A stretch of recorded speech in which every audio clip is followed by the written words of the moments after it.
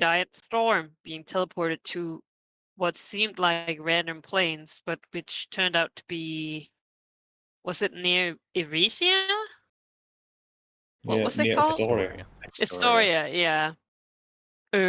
Where we went after having narrowly defeated Sidon, and the party met with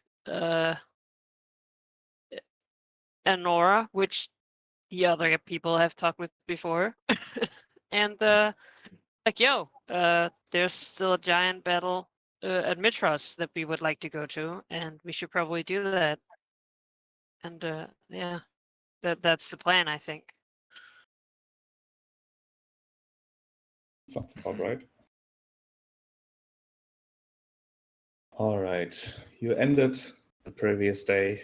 Bit of celebration, bit of relaxation, a bit of a feast, a bit of a party, I remember.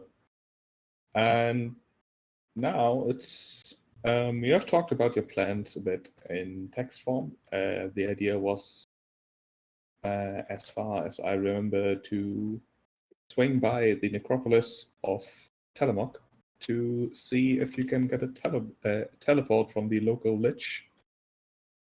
And yeah, I think that was if you want to do that, you have the initiative. Sure. Just making sure here.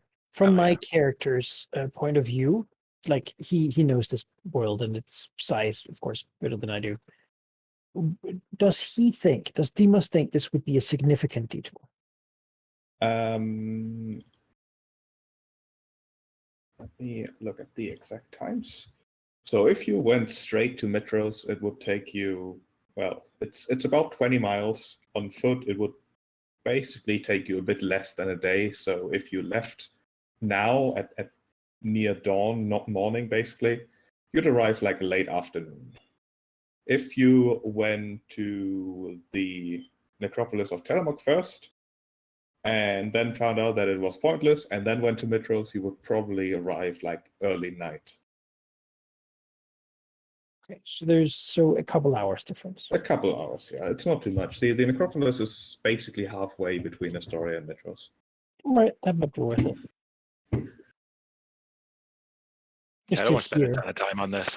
I know we want to get to the battle. Yeah, and I mean, it's only in the case that he can't give us a teleport, right?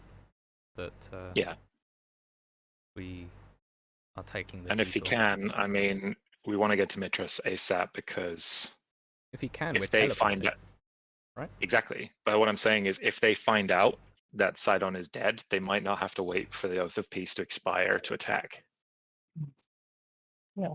Who does the Oath of Peace actually encompass? Like outside of the Titans on that side of the force? Some gods. Is it just the Titans and the gods? Like. Yeah, I mean that's why they've had us and their servants been fighting it out because they can't. But if Sidon's dead, then there's nothing stopping them. That's where we get there and the attack's already begun. Like from just go. That's what I'm worried about. That's why I want to get there faster. Yeah. Well, we'll give it a go. Yeah. And looting Sidon's vault would be sweet. Also, Sheep, I didn't want to interrupt you, but I remembered during the week that we have a sending stone with one of the sailors. So can we check in with the Ultras and see, like, have they recovered Bullbug? Are they on their way? Like, what's going on with them? I think we told them to go home. We did, but there was a quick message to Bullbug himself. But I gave one of the sailors the sending stone so that we could call in like arcane cannon strikes, and they still have it, so we could have more like long form communication with them. There's nothing stopping you from doing that. Yeah, well, check in. Come in, sailor. I think I'll handle that conversation somewhere a bit. It will be fairly short. As it turns out, the Ultros was attacked while you were busy fighting Sidon. However, they did not expect the tenacity and the arcane cannon. So that went okay. Not great, but it went okay. Bulwark eventually returned to the Ultros having a few of Sidon's Minotaurs in tow, who apparently he managed to talk into believing that he is some sort of commander who's going to take the ship and Yes. rejoin the fleet. Yes, good job, Bullbug. So what, did they end up just like killing the Minotaurs as soon as they got back to the ship? Like what happened with that? No, they're still there. Oh, okay. Neat. No, the wind isn't quite in their favor. They're going to be late for sure. Okay, and well, I'll tell them that the Boreal Harp is still on the ship in case one of them's a bard, or someone on the ship is a bard. Someone's picked up the Take bard it. level while they've been away. Like, It's not impossible. There's lots of During our sea travels. shanties, right? yeah. Some need to of be your level 1. some of your sailors are in fact druids, Hmm. since you picked them up when you fought the pirates. Oh, But they are not bards. There no are no bards. bards. Oh, okay. There are no bards. Okay, well, do the best you can. And all the like Aravandar, Darathaxel, and the other wormlings got out okay? Yeah, they're hidden in the hold. Okay. Yes, If- Sidon's dead. yeah, so I don't. Yeah, I fill them in on everything and just say that, like, yeah, keep them looked after and fed. But if they want to leave, just let them. I think that's probably the best we could have hoped for. But yeah, we'll see them in Mitros. Oh, did Boba get did he manage to find Sidon's glaive, or is that lost? I made a bit of an oopsie there. That is something you would have found. Because Sidon had it on him. It would have clattered basically to the bottom of the savannah. Basically, you fought in the skies. But it's definitely something you can have recovered. I just didn't think about it. The Glaive of Sidon is a +2 legendary glaive that once per turn, when you hit a creature, you can inflict 4d6 lightning damage. Whoa. Nice. The fuck is a glaive? What does a glaive count as? Like a halberd. Is It's it a a helm? polearm. Huh? Yeah. If you had one of those sentinel polearm users, that would be they would be dying right They now. would devastate the battlefield. Right. Yeah, a glaive is a heavy two-handed reach martial weapon. I can't use martial, so Demos, You can you use want it. I mean, I can. I do. Let me just check my class thing, because of course, I'm a hoplite, right? I use a shield, Mhm. which is not compatible with glaving people. Still, On the other hand, gives you choice. having, I mean, a trident can be thrown. So, we could do something with it. It's Sidon's Glaive. That's a cool thing to use.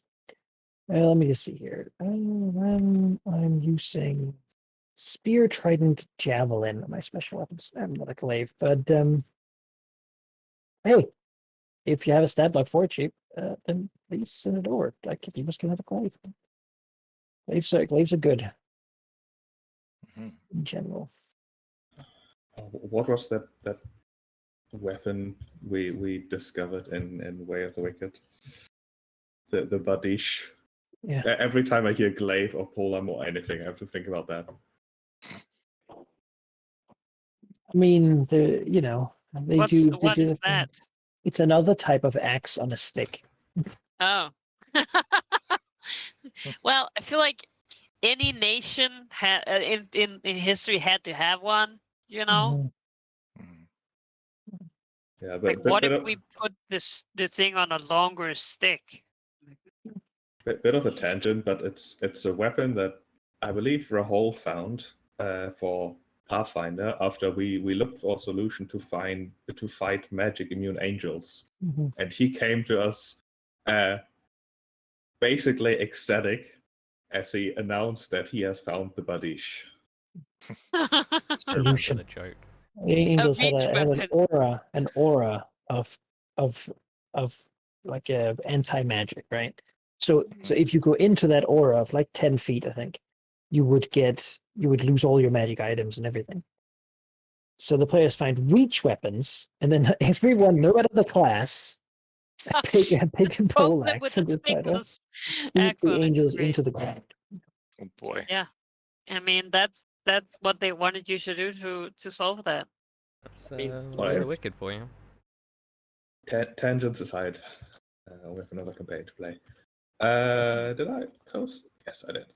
It's not so much a stat block as it is a description, but yeah. You You know- and he puts it on his back like a cool RPG character. Yeah. I guess he is. We're all RPG characters. Yeah, it's a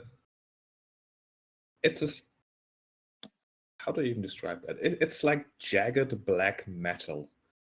It's definitely unlike any mortal design of weapon, and there's a bit of a menacing aura to it as it flickers with the occasional spark.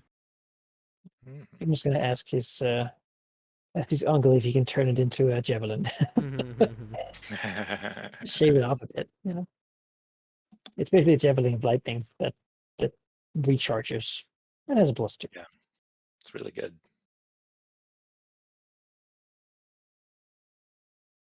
Cool. Shall we? Let's go. And we went. We fly. All right. So Telemach. As you leave, Nephili will wish you luck, but obviously she can't come to Mitros. Not that she would be much of help, considering that she can't really cast any spells yet, which bothers her quite immensely, she assures you. Hmm. But of course, you are the hero. She would only steal the show. Besides, there's the obvious difficulty with her assisting. She can't cast any spells. Her physical form these days is impressive, but if she showed herself in a place like Mitros, that would be quite the bother. In a form that looked like Belmitra, yeah. Yeah. Oh, yes. Can she What? come No. to Telemach? Because we're trying to convince the dude that Belmitra's skull is there, and that would be kind of Oh, that's helpful. True, yeah. He, like, Just to show her appearance. Just to be like, see, like, he definitely has the skull because he cloned from it. Well, you see,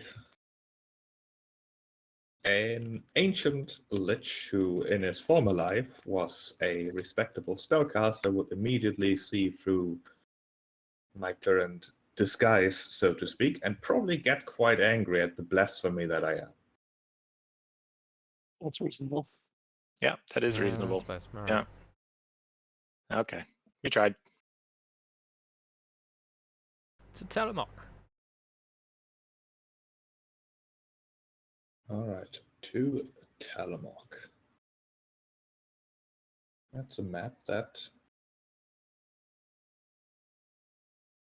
I may have deleted. Okay, not like we need to do any combats there, so that's fine. The trip to Telemach on foot, which I'm assuming you are. I mean, Can we like get some horses and then Demos can ride on Xerxia? Just go a little faster. Horses would not be a problem. Astoria still has stables stocked with mainly animals for messengers and such. The entire city, including the animals, is quite empty, but of course, supplies that seem useful for any military purpose really are still available. You can get horses. Okay. The horses, however, would have quite a difficult time actually ascending the mountains into Telemach, so you would not really be saving any time. Oh, okay. I suppose they have big mountain goats tame. Where are the dwarves with their rams when you need it? Why I Yes. want to rag God damn it. A war pig. A war pig, yes. Where are the They- twirly whirlies? They do have donkeys. Alright, I think I can run Whatever. faster than a donkey can. You could go further north to talk to the Centaur tribes. They travel through mountains quite adeptly. No, let's not go Let's to them just and be go. like, hey, I need a ride. That's a good opener to set Let's just go. toss. Let's just go. I You mean, killed 2 titans. I don't think a mountainside is going to be a problem. Yes. No. yeah. Well, we just Come on, fly. friends. Just a little brisk walk. Mhm. We've all done that day. All right. Let's go. Time for breakfast. All right. You set out, leaving the empty shell of Astoria and its remaining defenders behind you, who, sitting on the walls, watch you leave. Still relieved that they don't expect to have to do any fighting anymore, and that's wonderful. Yeah, good for them. The trip is, well, entirely uneventful. The road between Astoria and Mitros is usually quite busy. Well, quite busy as in you see another traveler or small caravan every couple of minutes, really, going one way or the other. But now, of course, it's entirely deserted. Xerxia comments a bit on memories that this road has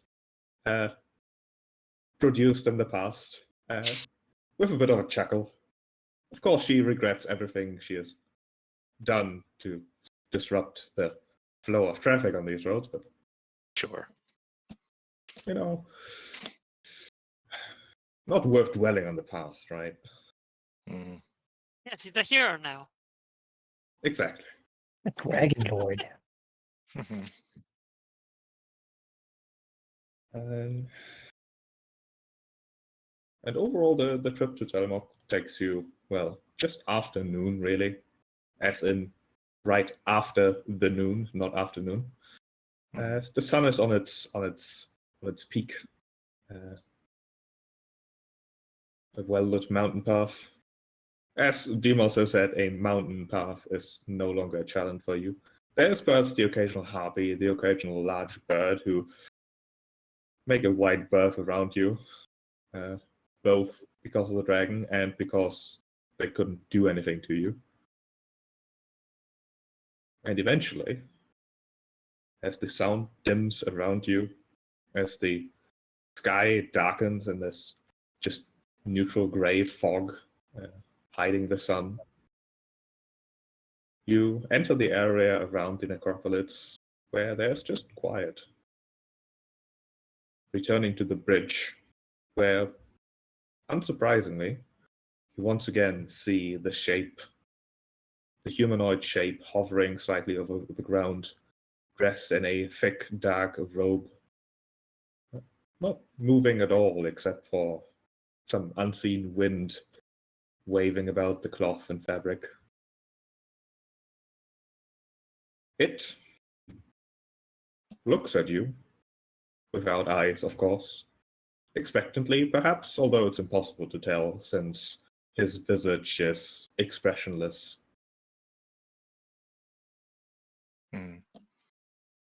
Yeah, with like no time to waste, there's steps up and gives him a bow on the bridge.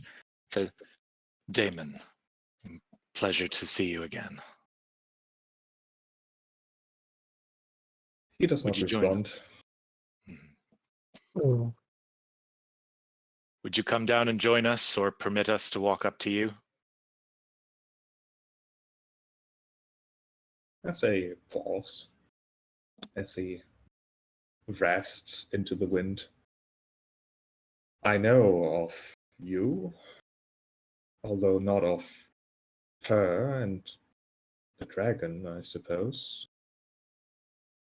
If you wish to enter the necropolis, you will have to present a coin. However, if you just wish to ask for advice, I will listen. We have advice for you, in fact, and no need to enter the necropolis or respect your boundaries.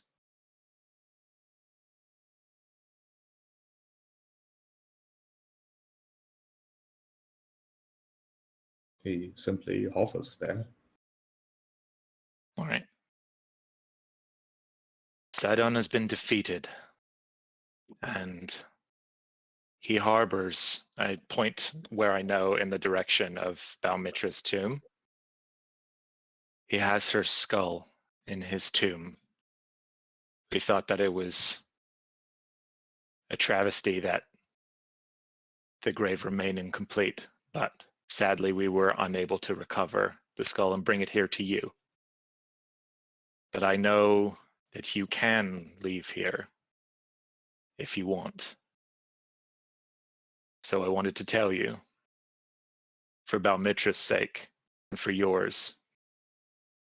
And I think I'm going to take out the horn of Belmitra, and if you guys are okay with it, I would like to just present it to him so that if he goes and recovers a skull, the body can be, the resting place can be fully complete. Sure. Yeah, we don't I mean, really have otherwise, to- we'll do it in like a couple days. Mhm. Yeah, so I will move forward and present him the horn and leave it on the ground for him. I know that Praxis is dangerous, but Sidon is gone for now.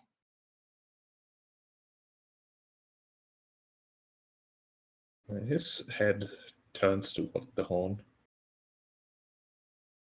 There's another long pause before he rasps. Bones carry little value other than the memories associated with them. These ones do carry power, and many, many memories indeed. I thank you for returning this. As for the skull, it would rest best where it belongs, of course. The Tower of Praxis, even if Sidon is no longer among us, is protected by magics that make it difficult to travel there with teleportation. It will fade, likely, now that he is dead.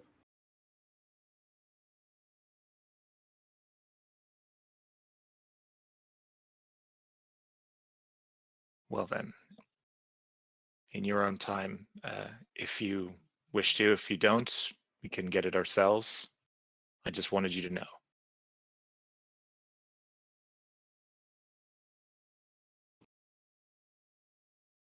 He nods slowly. If you can't travel there now, then I would not ask you to continue the fight. I know where your priorities are.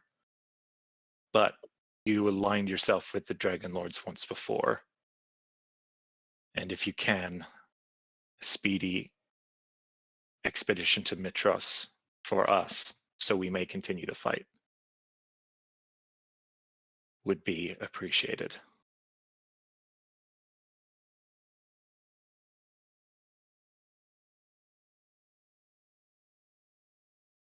The Lich's skull stares silently.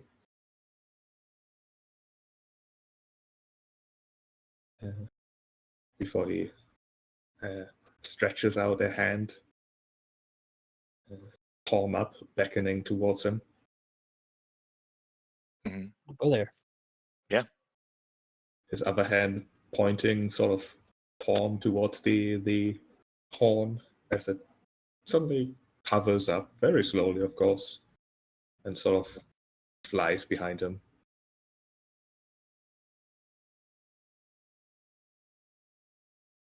Yeah, we move up to him.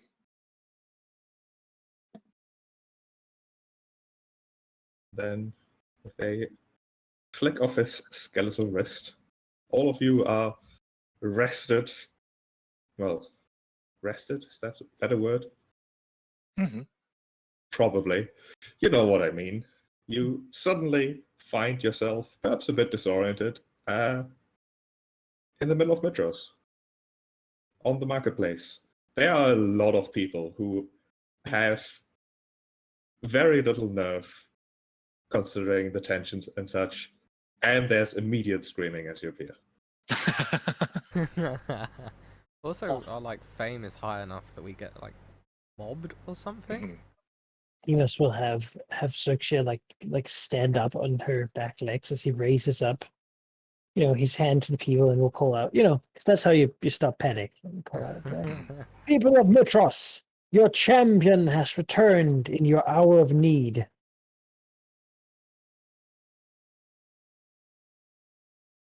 Yeah, there's a moment where people just aren't sure what the hell is happening. But that moment doesn't last long. As people recognize you, and that is very easy for people these days, there is the aforementioned mob for sure. Copy your tokens for me. All right.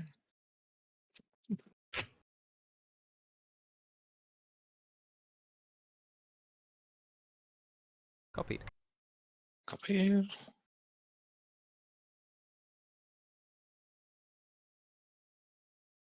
Ah, there should be like little statues of us.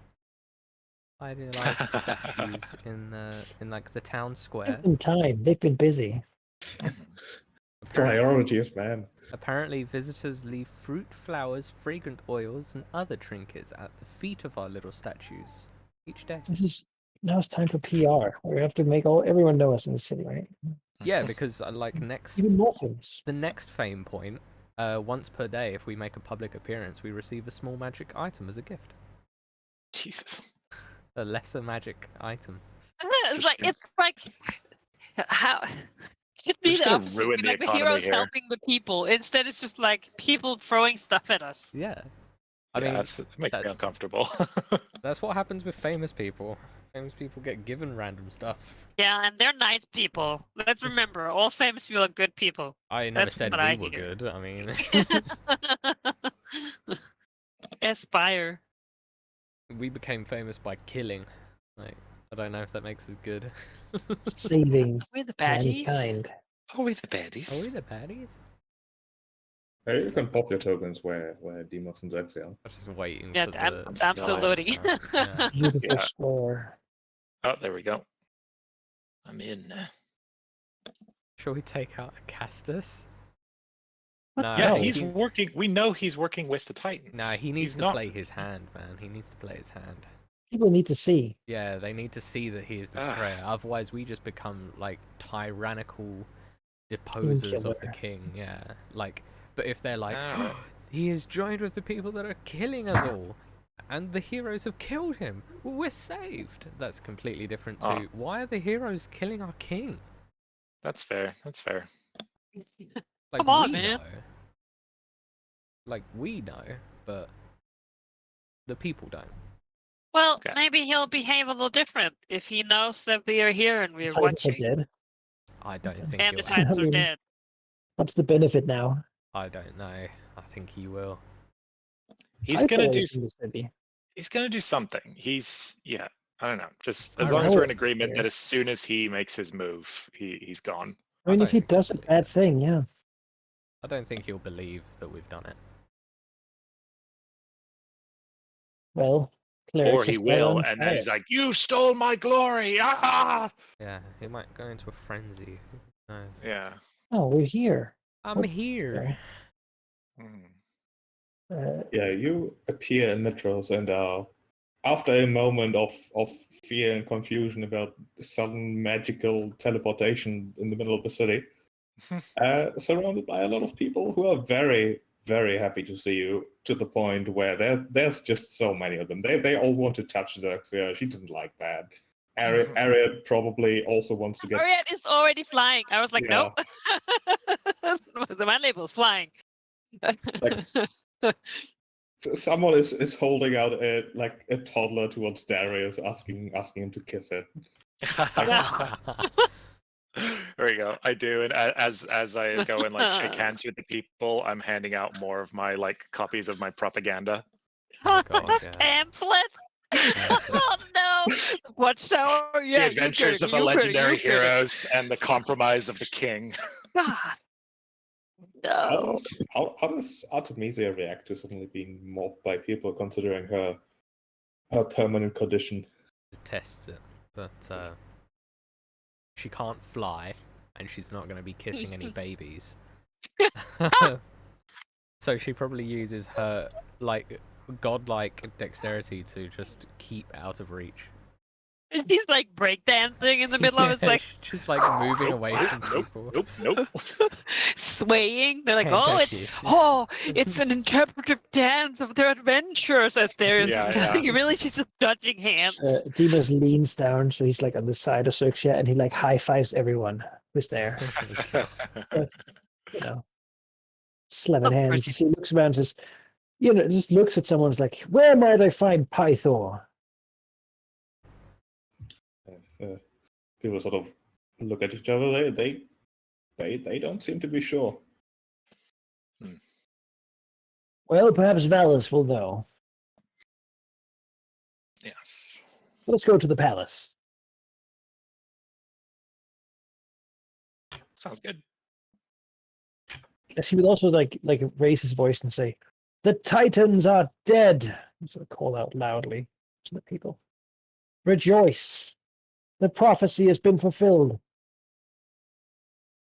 That does cause a moment of almost stillness before the people escalate into thunderous applause. They have no reason to not believe He just your waves claims. to them all. Waves to them all. Yeah. His people in his city. It is a thunderous applause. I cast message to Demos. I'm like, show them the glaive, your spoils of war.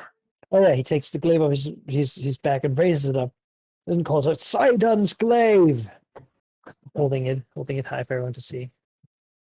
A woman in the background faints at the awesomeness. No, you must find someone random who's cheering and just points at him like, yes, I see you, and you. That So you feel person it's personal, instantly gains. That person instantly gains a level. Yeah. They're just fainting as he points at them, like, oh. Now, people, we have much to do. Let us go to the palace. Mhm. Tell the people what you saw here today. Then he can heroically have Suxia, who doesn't like sitting down, probably is somewhat just putting up with his behavior. Oh, she hates this. Yeah, as we can take flight, Demos and Darius are the only people comfortable with this. Everyone else is just like, He let me has get out. lived like this his whole life. Like, not at Yeah. this scale, but like he's always been the prophesized boy from town who has always done good things and shown athleticism and So yeah, this is what he thrives on.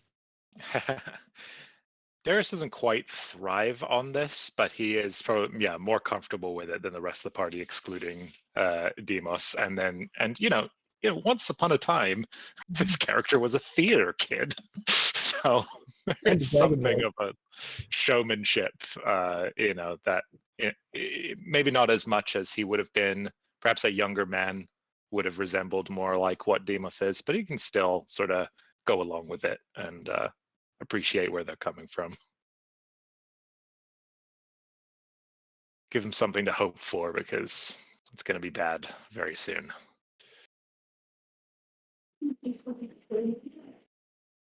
He appreciates the value of morale.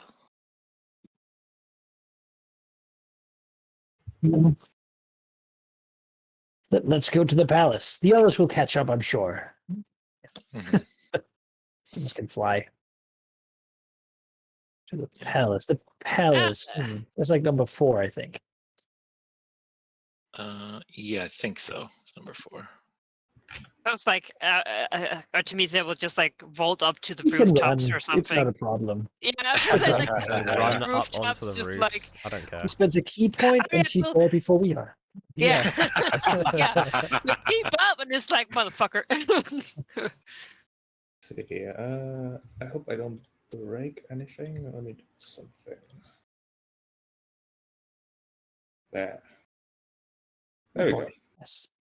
No reason. Great palace. That's right. Yeah, I live in the it's city. Vulcan has a mountain named after him? Dang. Yeah, it's Mount Vulcan. Mitros has a city. Why does that surprise you? So Yeah, built the I city, suppose. man. Built the city on Mount Vulcan. The House of Valis is Mhm. Colossus of Pythor. He just looks to the Temple of Sidon. It's like, oh yeah, you know what? We could be Temple of the Five. Well, we only have one of those. The Minotaur Maybe Market. Yeah. Temple of The the Minotaur Five yeah, legendary heroes. that building's definitely getting repurposed for sure. Yeah, well, right now we sort of gotta save the city. Yeah. We'll Yeah. land outside the gate. Yeah, there's an activity going on. Various messengers sprinting back and forth. A small selection of like a dozen soldiers just patrolling about. Most of them with their like larger plume on top of their heads, signifying them as somewhat high ranking. They of course see you and open the gate right away. As Demas looks at someone and says, inform Valis we have arrived, and that it's time to talk once more. The Titans are dead, and we need to know the situation in the city. One of the captains nods and then like pokes one of the soldiers on the shoulder and just points towards the main palace. She goes running. So I'm thirsty. Someone bring me some wine. Halldamir, Okay, have you updated the day tracker? Because I'm pretty sure we're at 2 days left, not 3. Yes, there should be Yes. 2 days left. Yeah, I haven't done it. So Halfway it right now. through the day. So tomorrow is the last day, and then the day after tomorrow is the end. Mhm. But if they learn, we still need to be vigilant for these 2 days because it might happen early. Oh yeah. Well, let's see what's happening. Valis will know. Yeah. Hmm. Yeah. The captain will send off another runner at the second request for drink and wine, of course. Before he points you to the palace proper. Actually, the captain comes a bit closer before he says, the king and queen are currently talking strategy with some of the other captains and some rather exotic-looking lad who arrived some days ago, apparently here to help. Do you know where we might find Pythor? Has he been seen? I'm afraid not. He has practically disappeared. What? Is the news of Vulcan? No, I'm afraid not. See. Well, I'm sure Valis will appreciate the tactical mindset of the 4 legendary heroes. 5 legendary. He nods. Oh yeah, right. Juniper. 6 legendary heroes. Anyone else? Anyone else have something to declare? we got Aravandar and Darth Exel. They're not They're here. not here. yeah, That's they're true. not. Yeah, sadly. I don't know that I would trust them to give tactical advice. Kill everything! We're gonna have to do some therapy for you, my dude. Yeah. Exactly. Yeah, Aravandar's like, you know what? Let's just sit back and watch. And Darth Exel's like, die! Oh, can I go to the library? I need to borrow a book. Can I have 2? Oh, Demas doesn't believe the dragon. It's fine. Let's go Take it meet with let's go to the thing where we walk in for the gate and we like push both the Yeah, you doors push open the at the same door time. Yeah. We look up. Ugh. Yeah. The massive silver and gold gate just flings Yeah, open. you know. I mean, it's Demas. It's the return of the heroes, right? Yeah, it's Demos. We're lucky that it's still on the hinges when we like walk through, right? Do you want me to check in with Python or Demos? Maybe a little bit later. He's the god of war. Demas doesn't imagine that anything could get him down. He's probably just absconded with Demas's mom, and you know what? Fair be it. With the dates, Deimos doesn't have to dig into that whole mess. So Fair enough. Or not too, honestly. just wouldn't be. Kind of nice if they can patch things up. Yeah, they used to. Well, I mean, sort of. Right. As you enter the large throne room, you do see a collection of various people. Of course, the king's dragon Icarus are there, as well as one of his Dragonlords, it appears. They're sort of gathered around like a table that was just put into the center of the throne room. It looks entirely out of place. On it, you can see the usual, like a big map of Mitro's surrounding area, bunch of wooden figurines on it that probably signify different things. War stuff. They do stop whatever discussion they have before they glance towards you with a variety of expressions. The king mostly looking annoyed, whereas most of the other people here, with perhaps the exception of the captain with the copper dragon, seem pleasantly surprised.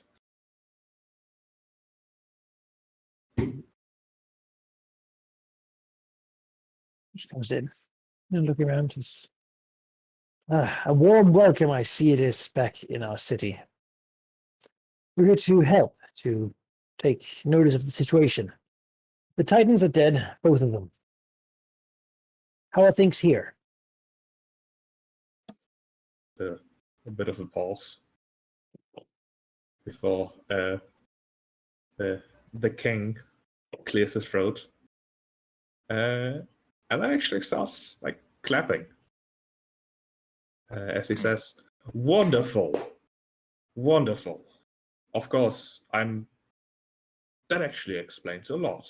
You see, we were just contemplating why some of Sidon's fleet is turned away.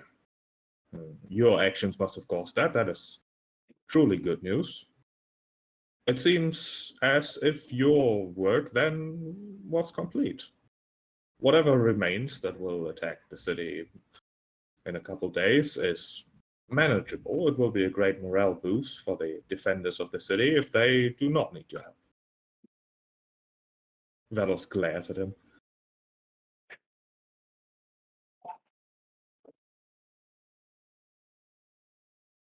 Which direction did the fleet head in? Back to Praxis or somewhere else? They may be launching another attack, just not on the city. It is unclear. They didn't head into any single direction. It seems there was a bit of a commotion not too long ago, and some of the ships simply decided to go elsewhere. That's right. Let's give a nod to Darian here. She smiles. And she does a bit of a strange salute, certainly not Matrosian, as she simply steps away from the king, who seems upset about the lack of attention and respect, before she says, "I couldn't quite let you fight this fight alone after what you've done for me and us. I'm here with most of my best warriors ready to defend your home as you've defended ours." That's a great honor. Fight alongside the Amazon. But I'm glad to see that you've fared well. She nods. It was difficult at times. Most have recognized the betrayals, the convoluted politics that drove us apart from each other, but the truth did, in the end, unite most of us again.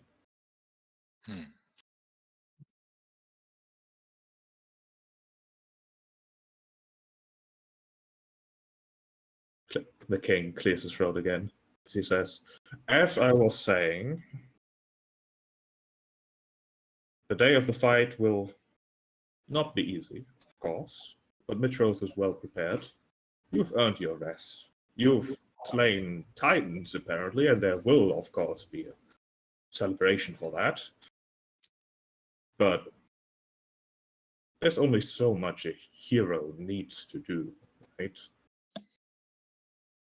You must not. Of course, if there's any need for our help, we stand at your service. Valus says, I assure you, any help will be appreciated. This is not a contest for who can earn the most glory defending Mitros of whatever scraps of Sidon's army still follow his children, is it? She glares at Augustus, who actually looks down a bit before he collects his ego again, as he says. Snap, snap. You're right, of course, but it is important to show the people that the entire fate of Philea does not rest upon the shoulders of those four, but that all of Philea can defend itself from anything. He must not. That seems to make sense to him. Good, I then we'll would, all unite together. I wouldn't like a world where, when danger strikes and we are not around, people simply await us rather than try to save themselves.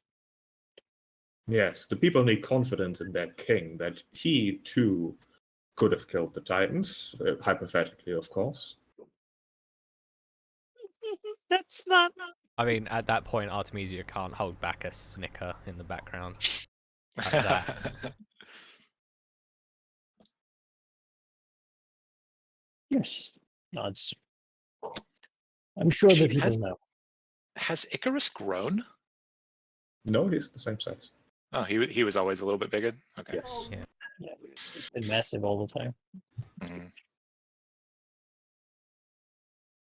Yeah, he That's mostly. good, yeah. I mean, Yeah, Icarus mostly observes all this with obvious boredom. Your entrance was apparently exciting for just a moment, but now it's just Mhm. so, Queen Valus, have you heard from my father, Python? She nods. He is present, of course. He would not abandon the fight for Metros. However, he's taking a few days off, so to speak. I thought so. Well, Can I make an insight check to see if Phallus is hiding something in front of, not saying something in public? Sure, you can make one. All right. That natural 20. You are certain that if Valus wanted to lie, you would have no idea that it is a lie.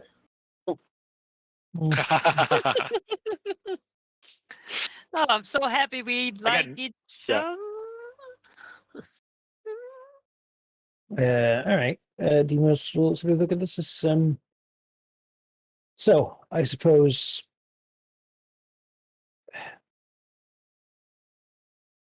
it sort of looks to Acastus. Demas doesn't want to bruise Acastus's ego because he wants to see what Acastus does when he's given the chance to be a hero, like in front of everyone, right? That's his plan. He wants to give Acastus that chance, and then if Acastus fails, we're here to fix it, right? Yeah, that's why we should back up and be like, yeah, we'll sit this one out totally. And then just Basically, spy on him. everything is this. Might I hear the plan so far? Let's take a look over here. He'll show Demos on the map. Say, as he points towards the center and then to the harbor. He says, I, my Dragonlords, and Icarus, of course, will be stationed in the center of the city, ready to reinforce any area that is in trouble. We do, however, know that we do not expect an attack from the north after all, as I have heard the Centaur hordes have retreated, partly due to your work, I assume. He must not. Casually. Which means that we should only assume that there will be an attack from the water, of course, the docks, perhaps from the other areas, but the docks for certain. The idea is for us to wait for them to land, as on their boats fighting would be difficult, obviously. And once they are landed and engaged with the glorious defenders of Mitros, my Dragonlords and I will swoop in from the sky and destroy them. One second, I have to close my balcony door. Sure.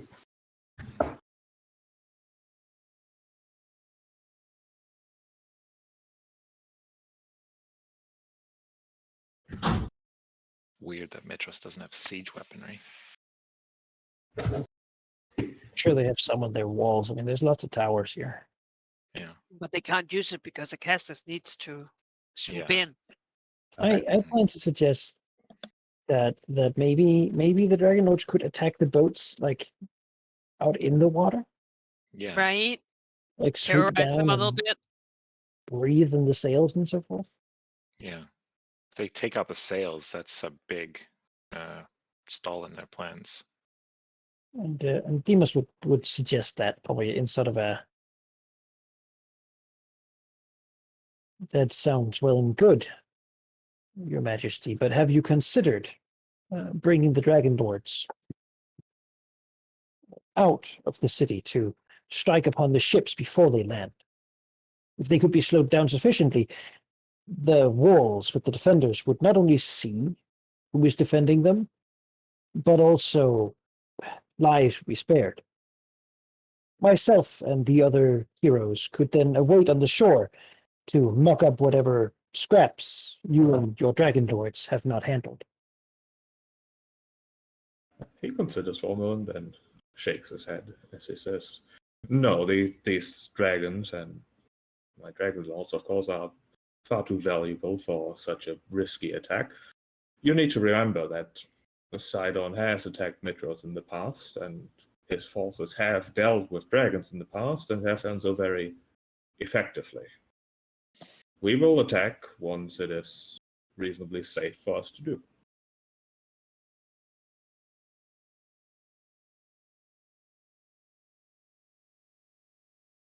Yes, Francis. My king, I fear that the people will not see that as particularly heroic.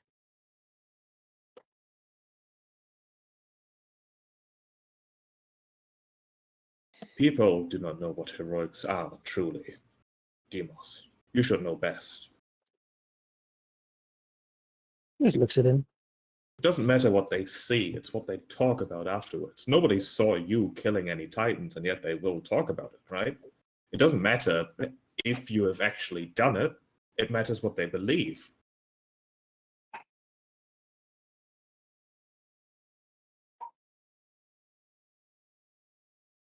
And so, if it is myself and Icarus and the Dragonlords who defeat the last of the attackers, then we will be the ones who've defeated the attackers. Oh, man. Demas is disappointed in this guy right now. Sheep, just, just semi-relevant question. Demas knows what's the rules of succession for Mitros? How's this usually decided? It's complicated. Rules of succession weren't really needed in the past because it was valid for hundreds of years. But before that, it was basically like your usual monarchy where the oldest male child inherited. Augustus, of course, does not have kids. Yeah, and he's so he's the first king in 400 years. Not quite 400, but a couple hundred for sure. He just doesn't know why. Like, I would Val's. Well, I guess this guy had a lot of allies and such. Yeah, I would love to see the origin story on how this happened because it just seems so. That's like his biggest feat. so incredulous. I think Demon's not, as long as the king might have some time to deliberate. But I'm sure this meeting's going to last much longer. Well, of course, you have up until the attack to deliberate whatever you like. Shoot, Balance. My queen, perhaps we might speak over here.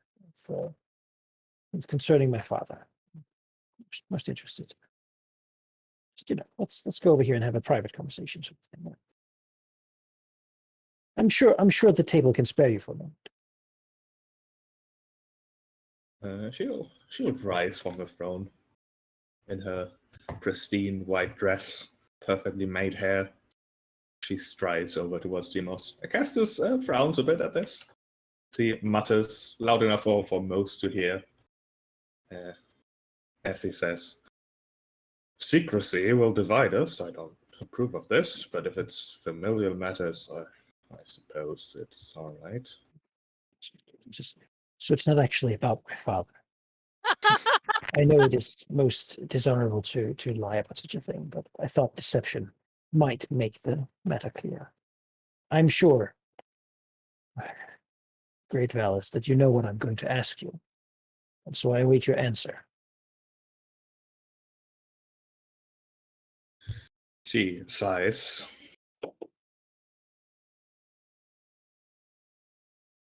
I think the time during which my advice has shaped the city and Phylea itself has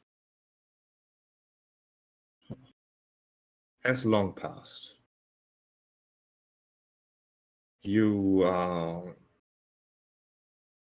an important person these days, Demos, and what you do will be remembered for a long, long time. You've done much to save Mitros, to save Phylea, and while there are still dark clouds ahead, some larger than others, it is worth considering how you want to be remembered, whether you succeed or fail.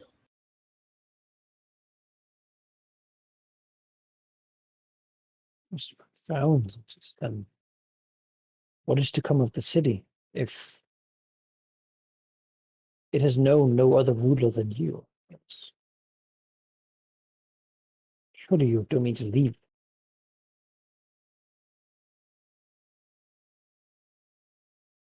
I don't mean to leave, not yet. Still a few days. Still frowns. What's that supposed to mean? It's not relevant, not yet. Frowns.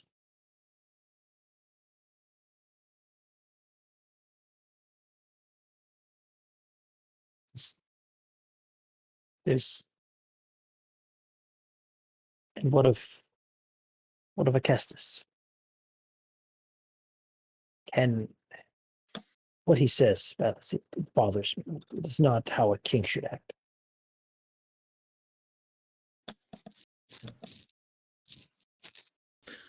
She I hope that given the chance, he would rise to the occasion, as I have had to.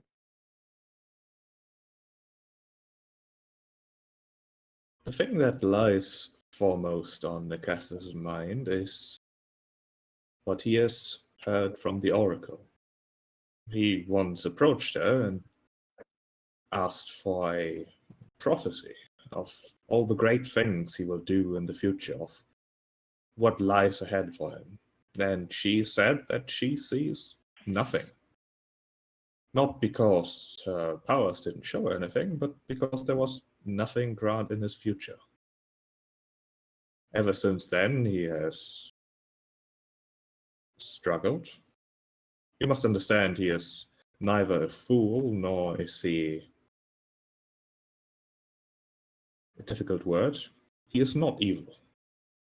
There was a time where I truly loved him. I loved the person he was, and I loved him.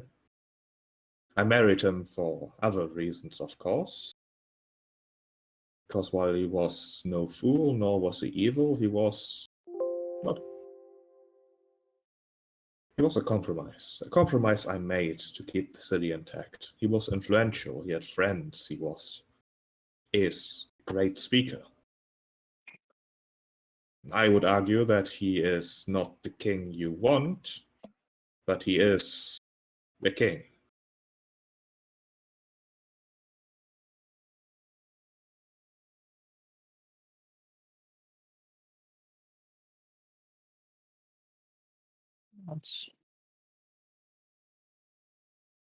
So there's no way to plan to let the enemy into the city to fight in the streets, only for him to come in at the last moment. That is size. Could not simply sit by. Yet I do not know how he would react if I inform him of this. If we disregard his plan, I feel it might break his ego, make him do something rash. His plan is one of careful risk minimization. He To himself, sees not the city. the fighting will not happen in the street, but on the docks, where the Metrosian soldiers will clash with whatever minion Sidon has still loyal to him after his demise. There will also be his two children, the two who are still left. I suspect that Castus plans to take on at least one of them once he has enough support, once victory seems likely. I agree, it is not a heroic plan, it is one that will perhaps cost more lives than it should. Well, as I have never been called wise. What might I do to further cause of what is right here? I know Darius, my brother in arms, wishes to unseat Castus. He believes him in league with the Titans, or at least their forces, or that he somehow has become beneficial to them, even in their death. I disagree on this point, but at some point I must ask how many lives could be saved.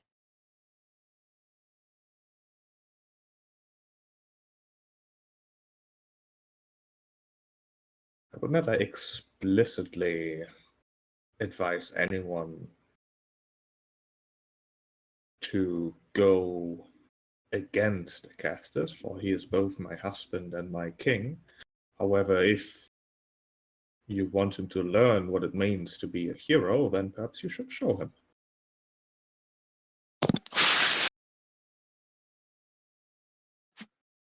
What does that even mean, though? Guys, what does that mean? I'll counter storm I don't the know beach. what that means. We'll counter storm the beach.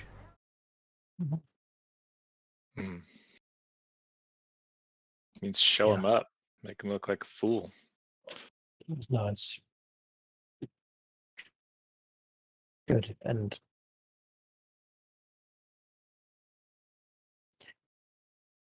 just,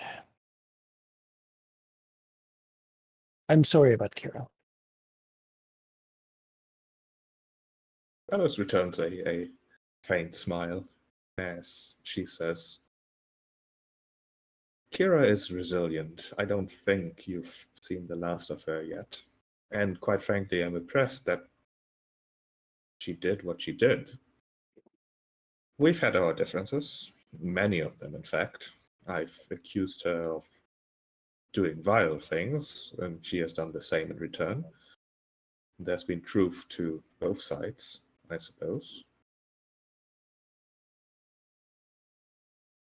I think this is the first time where she took the spotlight, rather than shining it on someone else. Well, the days to come are going to be very difficult. And you say that the time for you to shape the events to come is almost over, but you clearly know more than I do. of what is to happen. And if there's any advice, even if I do not understand it as it is, I ask you to please tell me now. I can tell you that the foremost job of queen and god alike is to seem all-knowing. That's okay. Suppose that will do. It's no different than from Cass's saying, like, oh, just pretend. I mean, no, what she's saying is that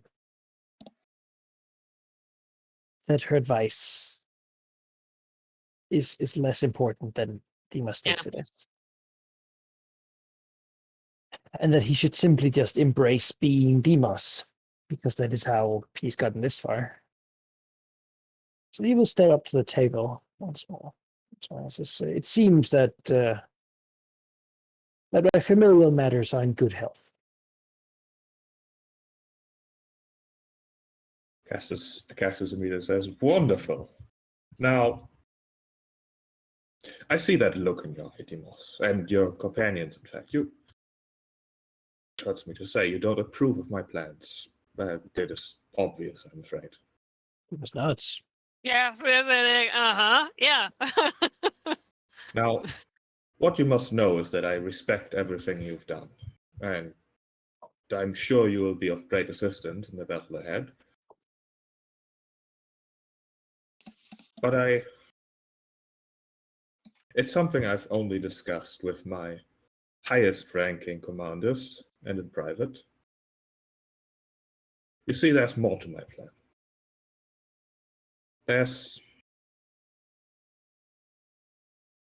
I have not one, but two secret weapons in this fight. It is not something I want to discuss right now, as the spectacle of it is half the enjoyment. I consider the battle ahead to be, well, trivial, quite frankly. It'll be won in a heartbeat now that you've apparently taken care of the Titans. And if my scouting reports are correct, there's no need for you to worry. It's just can't talk about them, you see. I trust you, but not in this. I have other news for you then too. That might make you change your mind.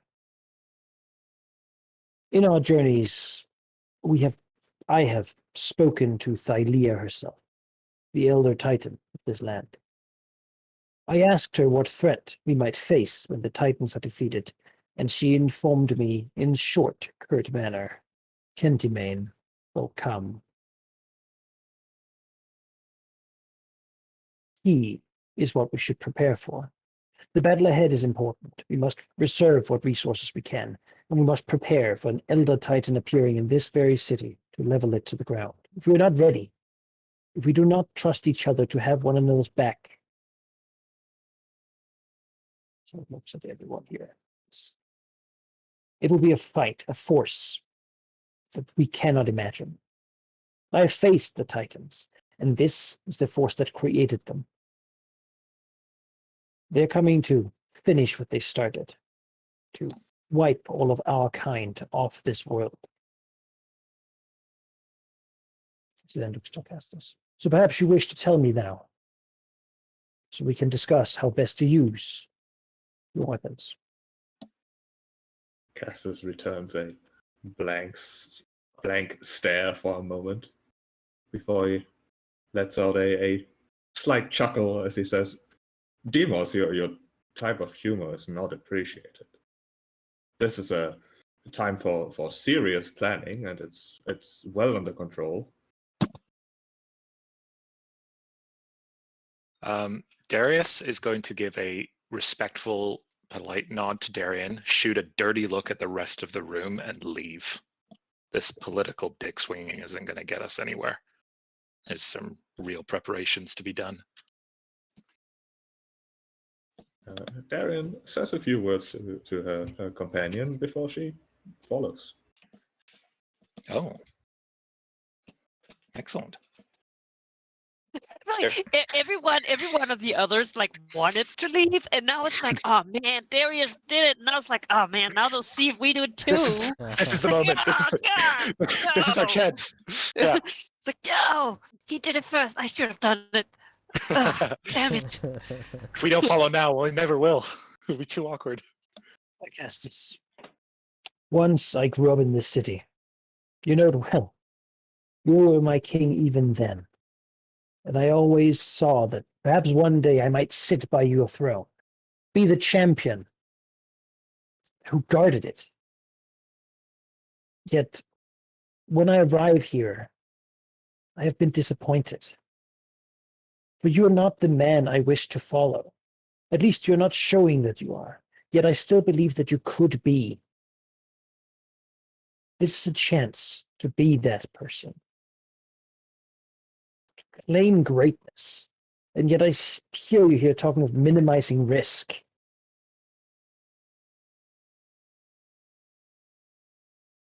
Take this chance. Be a hero. Not just in the eyes of the people, but in the eyes of fate. You know there's a difference. You've come this far.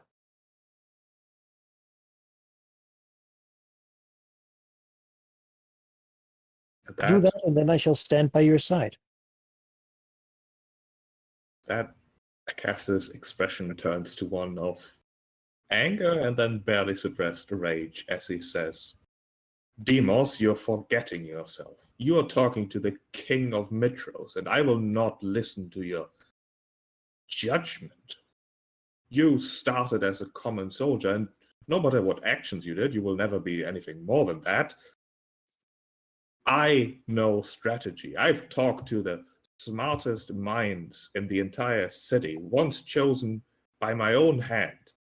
We have discussed everything that needs to be discussed, and I don't need you or any of those other heroes here, as I've said right when you entered. So unless you can control yourself, you should leave, or I will have you escorted.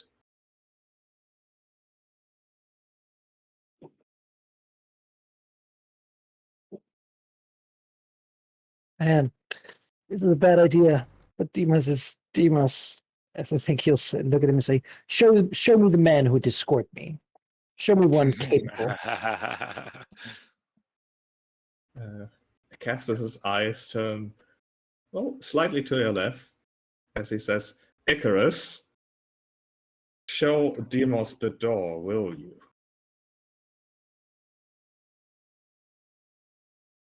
Yes, Icarus, he doesn't really respond. He like lifts his head, looks towards Demos. Demas looks to Icarus. I was gonna say, if this is turning hostile, I don't think I it's quite will like hostile. flutter her wings a No, little It bit. is. It's currently there's a standoff here. This is peacocking. Let's see what happens. Yeah. Yeah, this is dick swinging. This is just a bunch of dick swinging. And it's. But I mean, I'm all for it.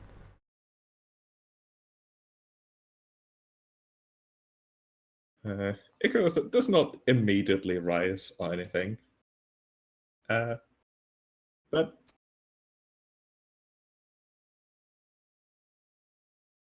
contemplating whether either Xerxes or Valus would intervene here. This is a bad idea. They both agree on that, even though they don't know they both agree on that. Let me roll some dice here. What we Sure. do, making common ground. The god and the green dragon What are suddenly Demas agreeing. knows is Acastus is no Titan. Yeah. Nor it's is true. Icarus. No, let's be real. You were the one who wanted to let him make his move first. Can we Hey, just yeah, accept But Demas that doesn't want his family being killed. No, And Demas. they're I agree. soldiers. And he's not okay with this. He's. Yeah. I think I'm we with. should take the social consequences and deal with him first, like I said from the beginning. Hence yeah. why he's standing here. There's an impasse. It's Valus who, after a moment, speaks up and says, My king, you know that he speaks the truth. Your scouts have reported the hands of the hundred-handed retreating into the earth. it fits what he fears. Castus turns to Valis and says, but that does not give him the right to disrespect me in my own throne room.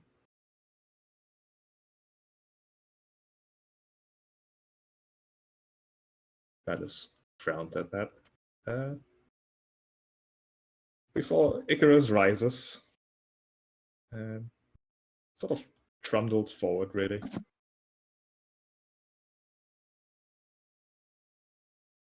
Castus says, now please, Demos, leave. Calm yourself. Perhaps we can talk again.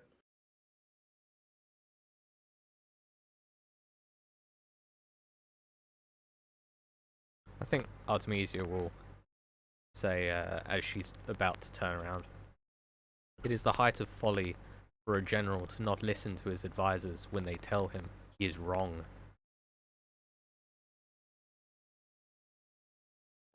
She will leave. He looks back to Castus and says, I've been to the island of time. I've spoken to the Sphinxes, and I've seen answers to what happens in the future. I've seen this city burned. Nothing but a hollow ruin. There was nothing left. Nothing but indifferent people in the far future, knowing not what this city was, because no one who lived here lived to tell of it. This is the truth and the whole truth. I plead with you, please see reason. Allow me to aid you in stopping this calamity.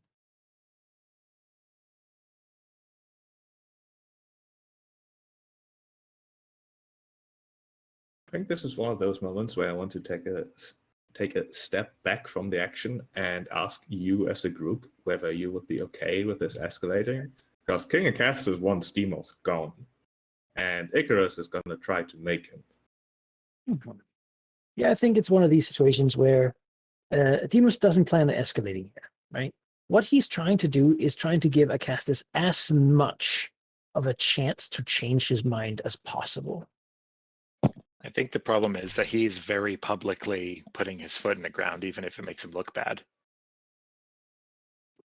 I think that damage is enough. You've kind of forced him to. You're making him play a hand, and he's going to plant his ground, and he's going to move forward against all better judgment. And I think this is going to force his hand. So I think if Demos is going to let it escalate to this point. No. Demos is not going to fight here. No. I mean to this point where he gets like dragged out effectively. He's gonna look at him like he's moving dice, and if the dragon moves to like just gesture for him to go out, he will walk by himself. He's not gonna be indignifiedly screaming like a child. Yeah. Do you have a thing where you like shrug there off of, like you force a dragon's claw off of you? He's always like wanted to support Acastus. He's wanted that childhood hero he saw in him to be real, right? I think that's fine, honestly. And it just like what he's seeing here is a man throwing away like what could have been, right? And I think that's an important moment for Demos to make himself that okay, we this is the situation, this is what happened. But, yeah. So that's his fine. words fall in deaf ears, and he is escorted out, I suppose. Icarus nudges slightly with his snout. Like he doesn't get violent. No. He's acting like someone who really would rather just lie somewhere and sleep. As he's being brought out, he might have a chance to say something to Icarus while no one else sort of hears it, right? Sure. Let's do that in the moment though, because Sure. Darian and Demos have Darian and Darius have gone outside for apparently a talk. I wasn't. I didn't know that she was going to follow me. So he turns around, sort of surprised and honored that she would just blatantly walk out of the throne room. It was he was giving a nod of respect, basically like this dirty look isn't for you. But he'll happily talk with her for sure. Anything specific or just small talk? I mean, first of all, you would say, like, I guess starting off with some small talk about how ridiculous that situation was, and how he's embarrassed, for the mainland that she had to see it. Yeah, she nods, like obvious confusion now on her face that previously was rather neutral, really, as she says, when we have a disagreement, the two who disagree simply fight, and the winner makes his argument again, and usually it is then accepted. I might have to spend some time thinking about that one, but it certainly seems preferable to what we saw in there. Although that said, it doesn't happen often, because I think all my people have common sense. Darius takes a moment to consider what he's about to do, and then I don't have to make a whole scene, but he's going to let her in on the truth. Give her some context as to why Acastus is being so foolish, and that she should not be preparing her whatever she wants to do for her people. She should keep that in mind to keep them safe as possible. He'll even show her the vial, tell her what it means. The scene that we found in Praxis's tower that led to the birth of Icarus and Argon. Just really make the case that this man is not to be trusted, and the plan, we're going to be setting our own defenses independent of him. She nods, although she says, "We did not come here to be safe, Darius. We came here to defend the city. It doesn't matter from what, who." He sort of lifts his hand and looks a little embarrassed. I apologize, you misunderstand. What I'm trying to say is any advice you might have from him as to your getting the best tactical advantage would be compromised. Oh, don't you worry. He pretended we don't even exist. One of the most foolish things he's done yet. And I would also like to formally confirm for you the death of the Lady of Coins. She will not be a bother to your people anymore. She, her neutral expression sort of returns as she simply nods at that.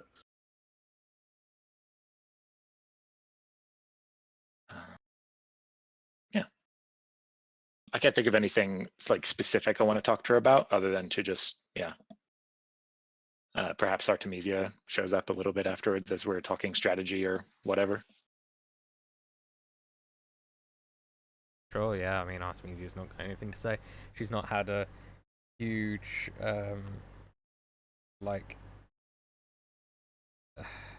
she's not had a huge amount of respect for Mitrosian warfare, in recent years. I don't think the two cities have fought terribly recently. So I think her personal opinion of Mitros as a city and an army is that they've gone downhill in years. Yeah. It's a very, I think she sort of thinks of it as par for the course for Acastus and the city as a whole. That doesn't mean the people should suffer for it, though. No. I feel sorry for them.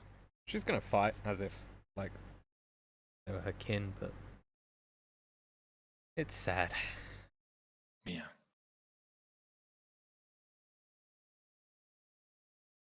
Right, Demos.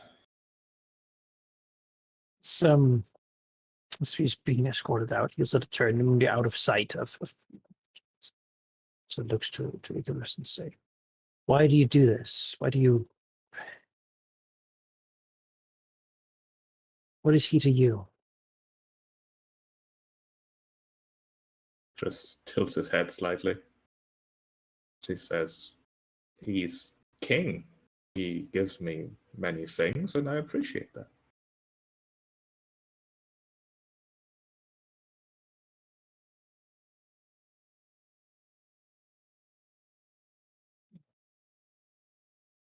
You care nothing for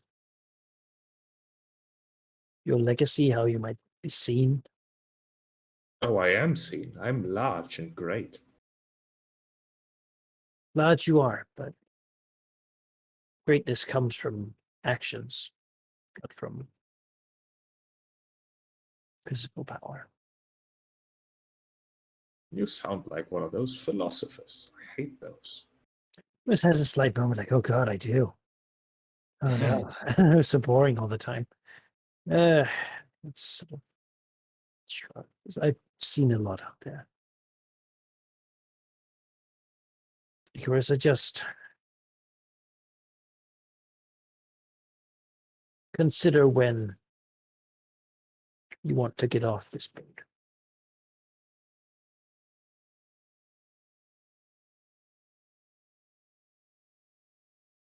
It's because he is committed to this path. Does not mean that you have to be.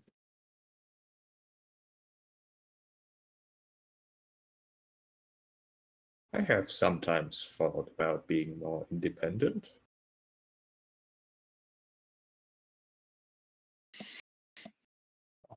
So you'll have a couple of days to consider it.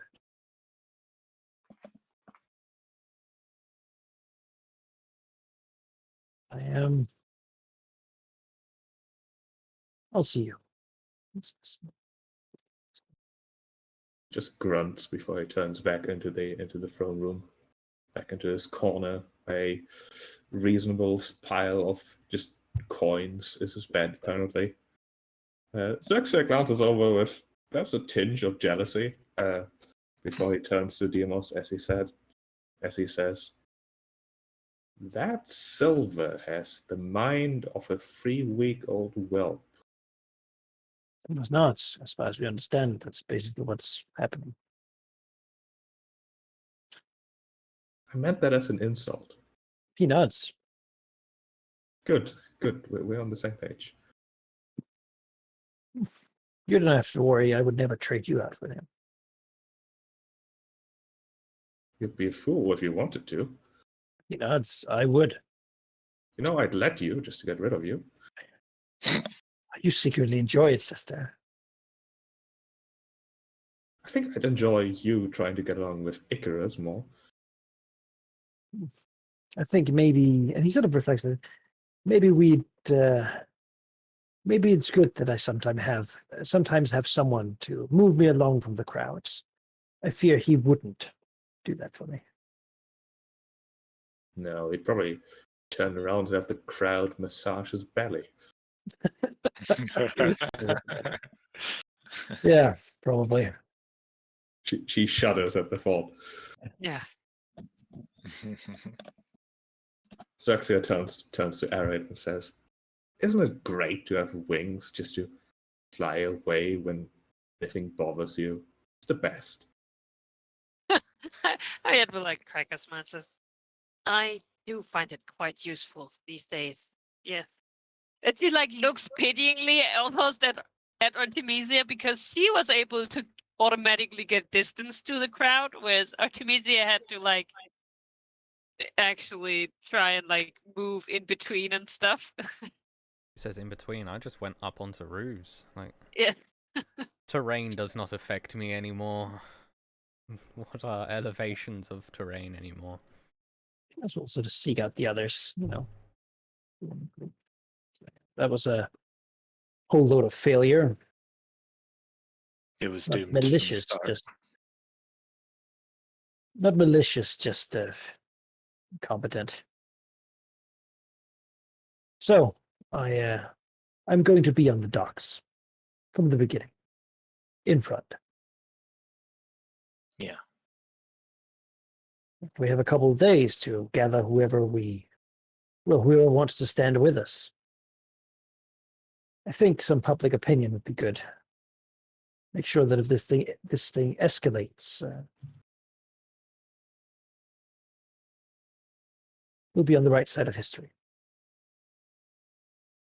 Not against Acastus unless he is against us. We'll let him make the first move. But we're going to have enough, even if he decides to do nothing.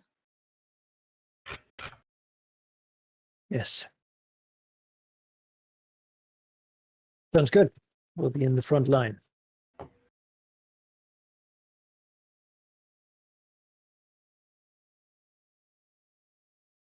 And whatever plan he has, he's going to have to accelerate it if he wants to be part of it.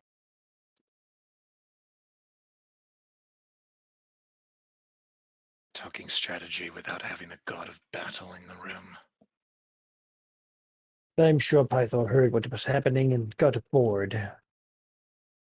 I would still like to find him, though. Hear his opinion on this. If you wish to contact him now with the time. Sure. Just try to be discreet. He might be in the middle of something. Where are you going to wait for him?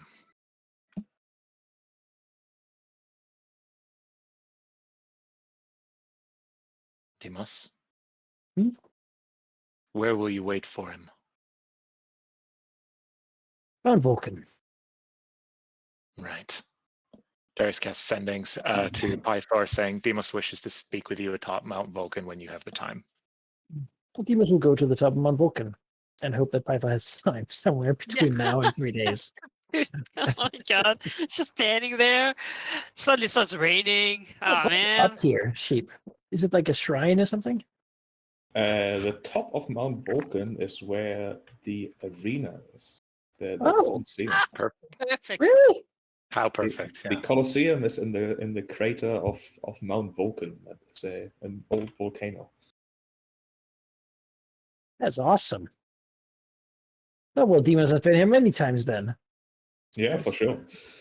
And so just land and wait in the, like, are people here? Not really. Like there's a couple, but it seems like this is one of the areas that was suggested maybe don't be in because you're not in the city proper. Of course, that doesn't stop some people from just sneaking out and being there. You guys will come land here in the sand, Just wave at them. Been a while. Probably knows some people who snuck in here. It seems like kind of thing. The kind of people he would hang out with. But he's gonna hang out waiting for Python. But maybe stretch, do some jogs, Stretch.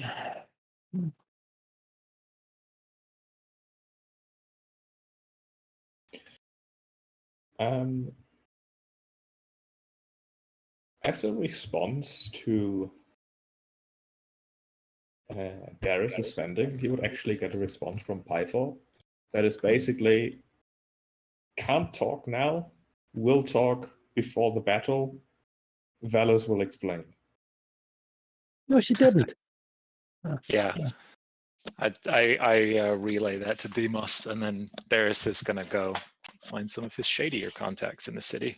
Actually, Deimos will say, hold Darius, and the rest of you. I do think Mount Vulcan is a good place to be, but I thought we have a reputation. And there are people in this city who we do not care for. Followers of the Titans. There's a place here called the Minotaur Market. And Valus told me that now was the time to decide what sort of people we would be remembered as. I figured even should we fail, if we paid that a visit, there's some injustices in this city we can yet stop before it's attacked. Deimos, the day that I visit the Minotaur Market will be to do one thing. If you wish to do that before this battle coming up, I'm fine with it. But if you put so much stock in reputation, you may want to consider. He looks at Darius as that is what I'm doing. Good. I am considering it. However, To do it after Darius would be to do what Acastus is doing. To take this the road that is the most safe. He smiles at that. Good. That was the right answer.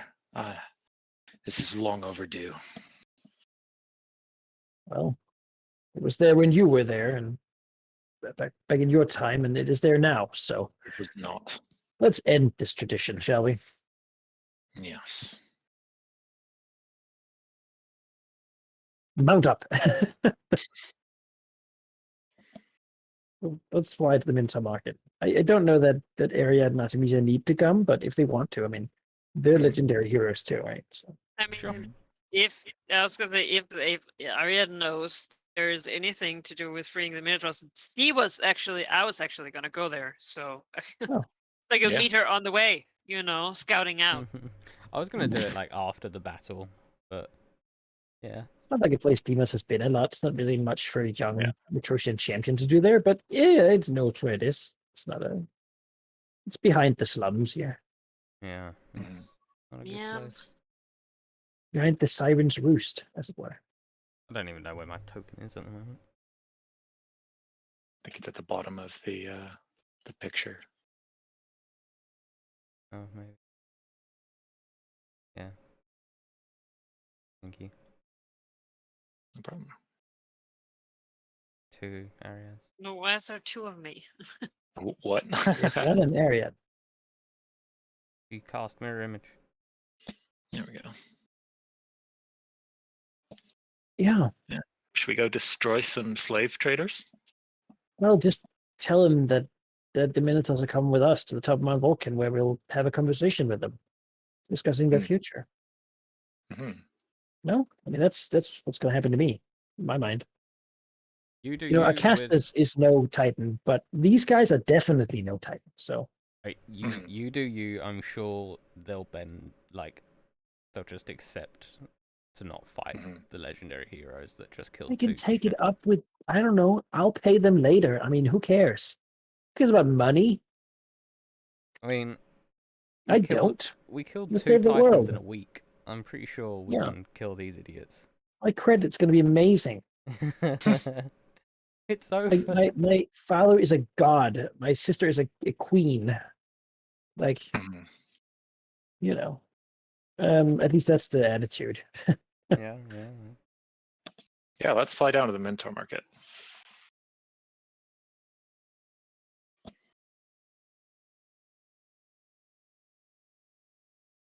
Just declare this practice I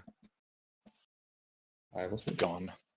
The Minotaur Market is fairly deserted. There's some people around, although all the stores and such are shuttered. Of course, empty cages are plenty. And there's echo coming that is really bothering me. It's me. Trying to say Yeah. something. I don't know if it's you. It's gone. Okay.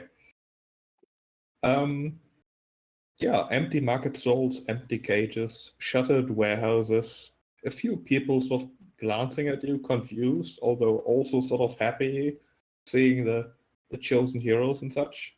But mostly confused. So they closed down. Demas will just ask, where might I find a list of all the Minotaurs working, all the people working indentured servitude? They have contracts, do they not? Oaths.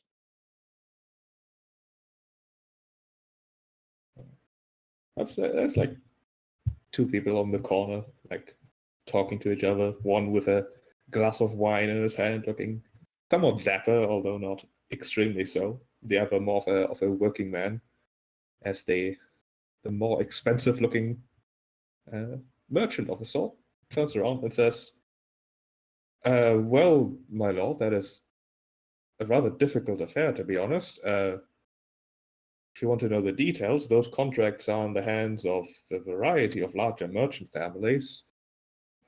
Some located here in Metros, although others prefer their mansions in the countryside. Within a day's flight, I should think. I can't pretend I know how fast a dragonflies, but I would think so.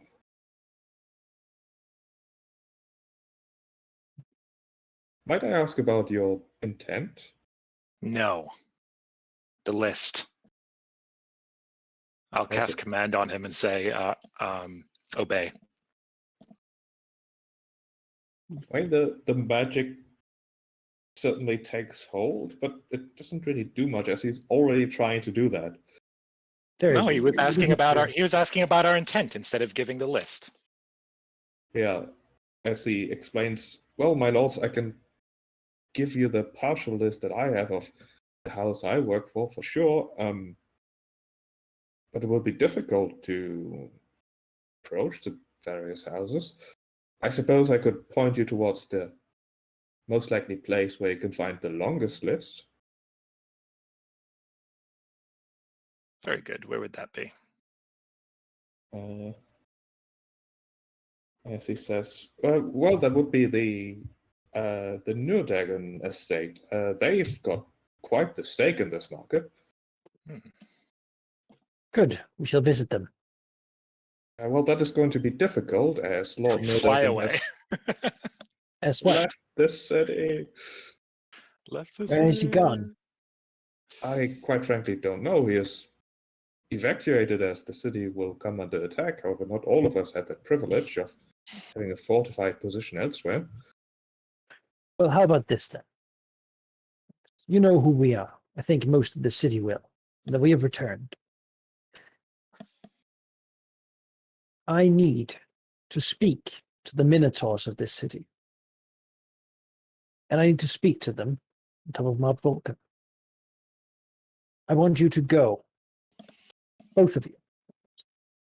Find them. Find those who would dare to command them. Tell them to come to Mount Vulcan, where the legendary heroes might speak to them.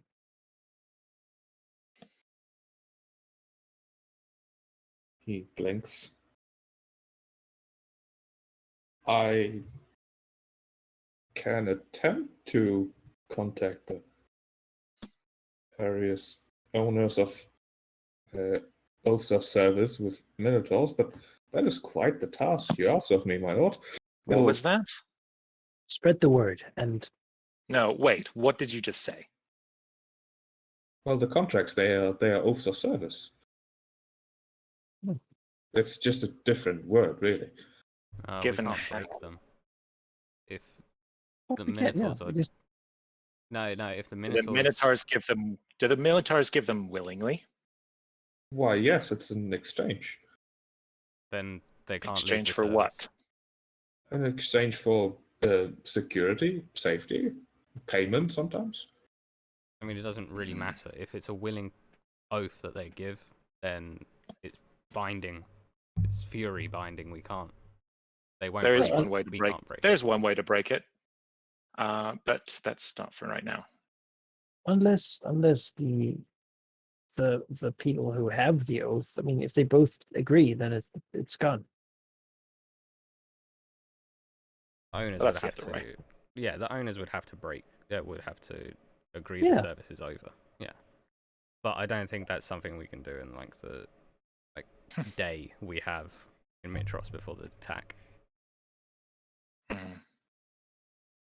I think this whole venture, very worthy, and I definitely want to do it, is more than likely an after the Battle of Mitros deal. What do you intend to do for the next couple of days?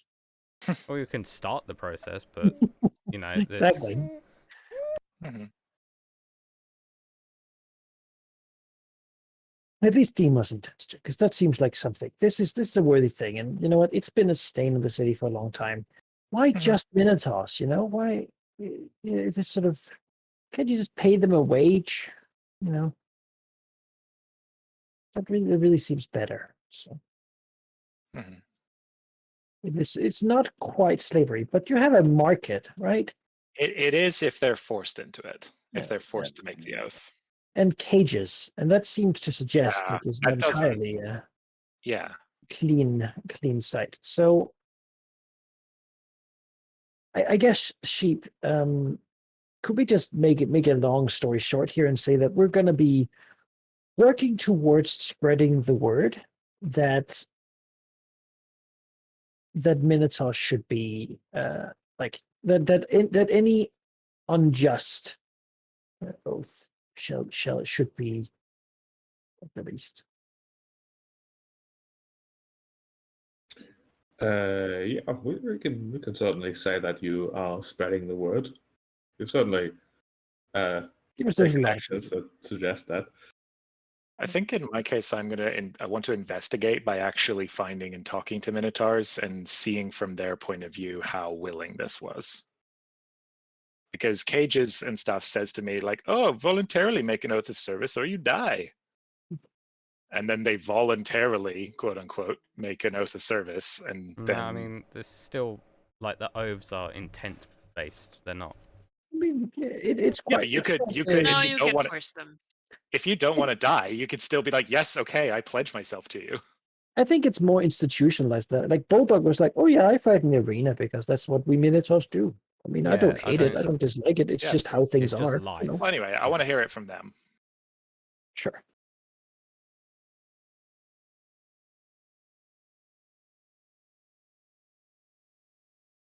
Because there's been a lot of hints and stuff, but no one's actually asked people here, like Minotaurs themselves here, what their experiences were like.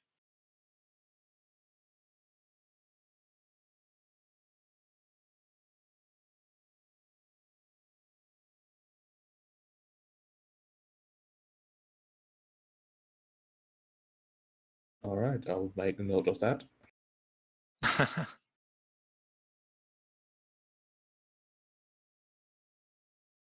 Right, but I guess, should we move on?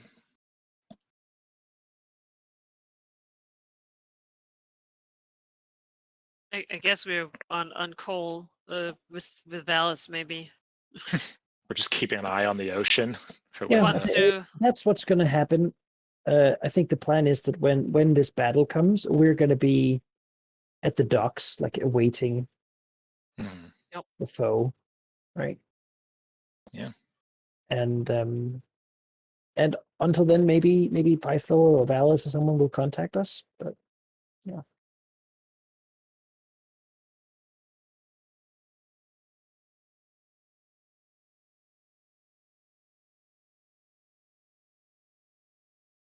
All right. So you just spent the following day on the dock keeping lookout, or do you do anything else in particular? I mean, I figured we should do the same thing. I think the Minotaur thing was an ongoing thing. Yeah, it's just sort of a passive thing to keep Okay. ourselves occupied. We know what day the fleet will arrive, and if nothing else, I'm sure the alarm will come when it happens. Mm. Knock on doors. Mhm. You can get a bit more information then. What you gather from well, nobody seems to try to want to lie to you, but it's still difficult to get a whole picture of an entire part of the economy, basically. Mm.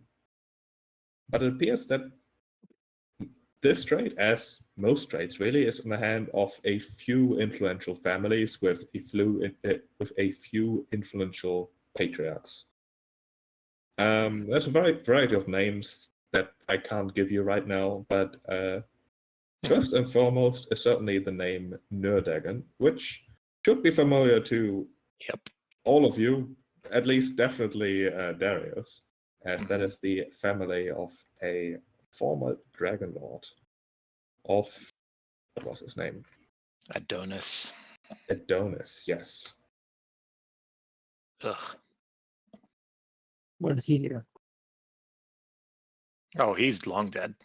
Oh yeah, but why? Oh, I just hate seeing so many horrible things as connected to the old Dragonlords. Yeah, it's a sting every time. I was gonna say Ariad like crosses her arms like, well, I wish I could say I was surprised. Like frowns looking at the list, and then like hearing that, like. Yeah, Darius is barely controlling a lot of anger right now. He needs something to take it out on. Needs the battle to start. So, So the does Nerdagon family has a lot of power over the slave trade. does sorry. There's one extra tidbit that you will learn. There has actually been a movement to attempt to free the Minotaurs for quite some time, which has been quite a bother to all the people who make money off it. Other than general skullduggery, the Lady of Coins actually did a lot to disrupt the Minotaur trade in Mitros. And if you were so inclined, there's a bounty on her head if you were looking for hero work, you see. I'm not going to cash that in. We didn't do that to help protect the Minotaur trade. We also do not need it. No. We have 83,000 gold. We'll be fine. Interesting. Well, I have her old contacts, so that's something to keep in mind. No, we don't work with her. She's the worst. No. She's gone. I'm talking about the other dudes that have been helpful to me in the past. We just We're met just them openly through her. saying it. This is bad. Stop Yeah. doing it because we think it's bad and we're a big deal. Pretty much. Okay? This is no longer a thing that's going to be going on. You can just let it go now. Get your house in order and no one will come knocking your door down. So yeah. There's two ways to nullify this oath, and the kindest thing we can do is let you do the easier one. Nerdagons. But I suppose there's little time to go find them in their hidden manor or somewhere else. But we can just blanket slate, when we talk about our story. We have Bulwark, and that can naturally come up how incredible he has been, as our friend and companion, and not a server. I don't care. I don't care what they say. There's no way that this oath is willing with cages and big rich families with patriarchs that are the central sources of where the people come around from. No way. Seen, Yeah, this is wrong. Do Valis or Pythor contact us with the information Pythor seems to believe will be delivered to us?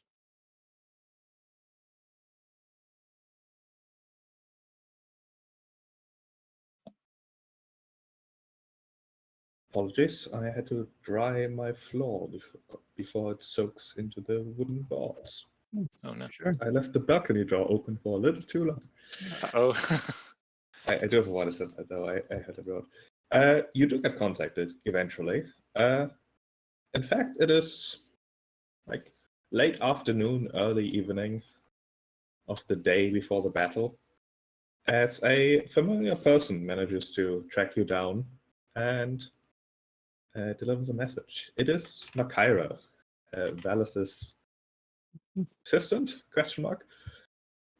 who simply tells you that you are expected to arrive at a meeting in a building that she will give you the address to. It's sort of close to the palace, but it's one of the side buildings, like one of the auxiliary mess halls that are used for the real big spectacles, where multiple groups that need to be sort of kept apart and such. Rarely used. It's basically a warehouse most of the time. Okay, cool. And you're expected to be there basically just before dawn the next day. So right when the oath is about to expire? Yep. Well, look at that. Someone's about to be able to talk. It would seem. Let's go. Yeah.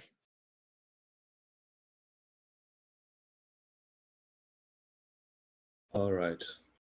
So we want to skip ahead after you had your rest. Presumably in like the rooms you of course given in the palace. And it is then the day. The day that has been talked about ever since, well, you first met Kira, you first met the Oracle, perhaps even before that. The end of the long, long oath of peace.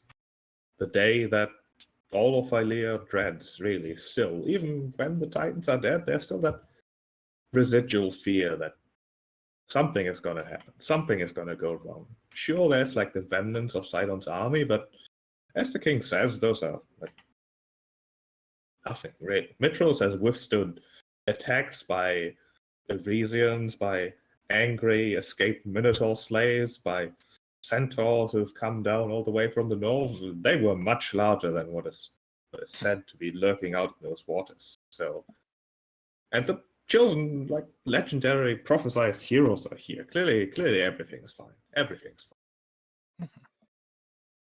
Also, yesterday, the Eltrust got another arcane cannon. Yay! It's just being delivered. And before the sun peaks over the peak of Mount Vulcan, you all find yourself, well, off the beaten path, really. It is certainly on the palace grounds, but sort of down an alley and around the corner. It's one of those side buildings on a convention where you do like whatever is needed. It's that place that just has no actual purpose.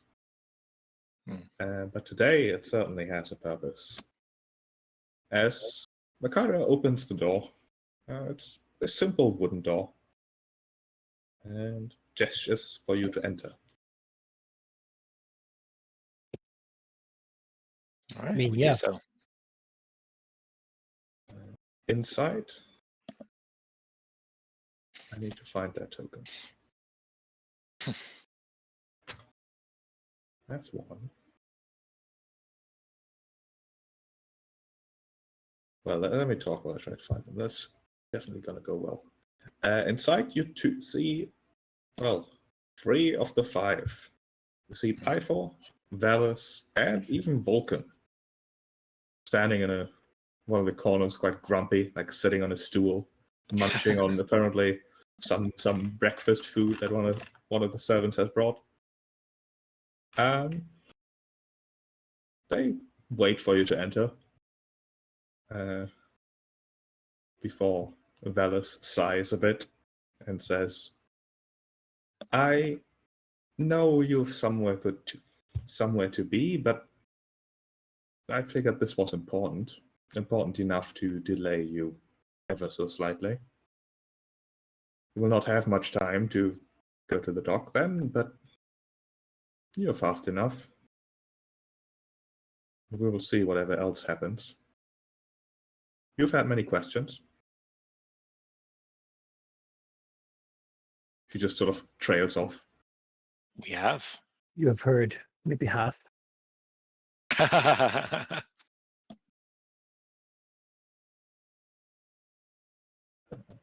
really want to find tokens for that. Darius checks like a pocket watch. While you do that, can I be right back? Yes, let's take a shot break then. Okay.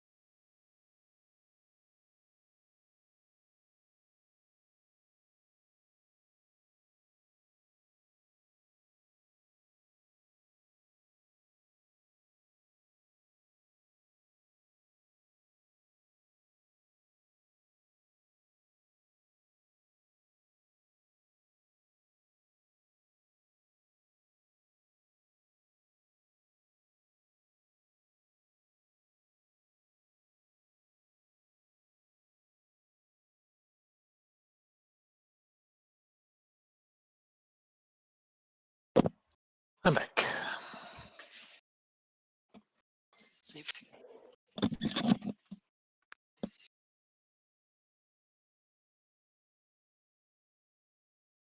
After all this time, finally here.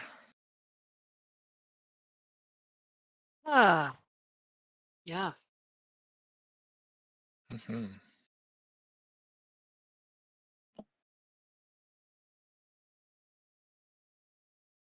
How bad do you think this is going to be? I guarantee horrific. Yeah. It's going to be like hordes and hordes of Geigans and stuff. I don't think Acastus has put much credit into how brutal Geigans are. Yeah. And No, then, right now I'm just fearing that the gods are like, yeah, actually, we were only people while the Oath of Peace was here. Now we gotta go be gods and not be able to meddle. And it's like, no, motherfuckers. No, they're dragons. They're not. See ya! No? They're the Oh. dragons, right? Oh, look at them. well, we're about to find out. Yeah, It's just been a I got theory that. for a long time. Yes. Are we all back? Yep. Wonderful.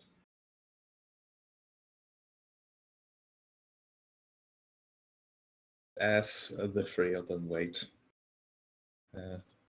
Well, Vela says, as you said, we don't entirely know what we'll face. King Acastus thinks he knows that there's merely the attack from the sea, half of which has turned away to disappear to wherever they came from, presumably. However, the signs that Kentimane is awake are clear. As Vulcan from the back says, "What? You hadn't told me about that." Svalis sort of does like just a gesture towards her back as she basically shushes a Vulcan, who grumbles and says, "You don't get to do that." Svalis continues talking, and there may be other things in place we have to watch out for. Sidon has his army. What did Lutheria have, if anything? She shrugs. Either way, you long suspected a secret. It is not something we can talk about for another few moments.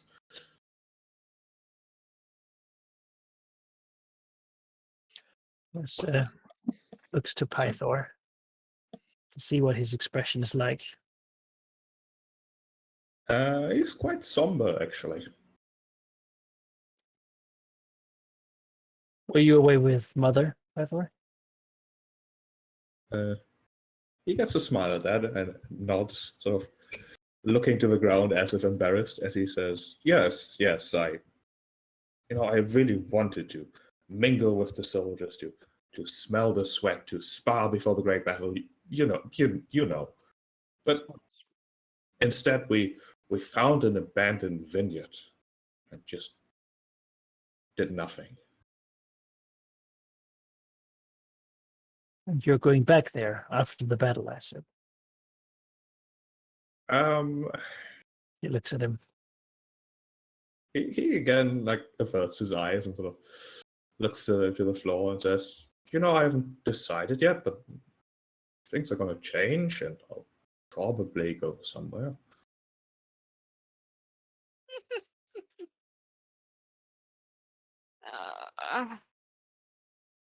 It's good that you've all carved whatever time you can for yourselves. It's the end of an era for you. And we need to not lose sight of what it is we fight for. Beginning of a new one. Right, Father? Oh, yes, absolutely. A good new one. Era of the Five, a new golden age. We need someone to lead us all through all this. Yes, we do. It's important to have good leaders. Very. So, time is as good as any. Suppose you might as well put everything on the table. I imagine in the background of this entire scene, there's a very loud ticking clock. That's sort of putting Like the a atmosphere. sunrise or something, right? Sunset, I guess. Oh yeah, we're blinded by the sun, and when we can see again, the truth is revealed. This is how this scene. They're like somehow their angles to the sun is behind them. Well, There's a lot of choreography for this. it is, and how dare you spoil my plans? Hey, I saw the scene. It was the best possible one. I Sorry. agree. Yeah. Great minds. Well, let's go there then. Yeah. Yes. As in the sort of like between the wall and the roof, there's like this slight gap that is not quite a window, but large enough to let some light in. As you can see dawn approach. Well, now that it was spoiled, you're not blinded for a moment. But with the light, there certainly is a change that overcomes the shapes of the 3 of the 5 in front of you. As they, well, it's a bit of a glow, as if they dissolve, expand.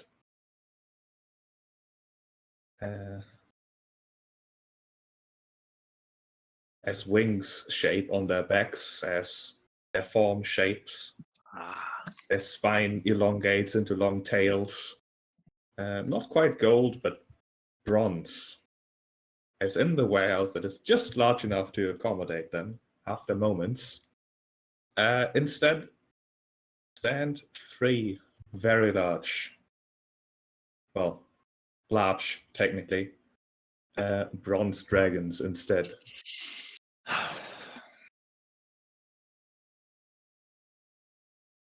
The one in the center, who previously was Valus, sort of gives Darius a glance and perhaps a slight knowing smile, as if she confirms, yes, you suspected something. There it is. As she starts speaking, although then sort of stops herself, as if speaking was something she hasn't done in many years. Before, with a slightly lower, although distinctly understandable and recognizable voice, says, "Well, there you have it. The secret you suspected worked out, perhaps. Some knew about it, but even if we wanted to, we could not have talked about it, as one of the requirements of the Oath of Peace was utter secrecy. There were some cases where some managed to bypass that. It was not just us and the Titans who knew. Either way, we could not have told you.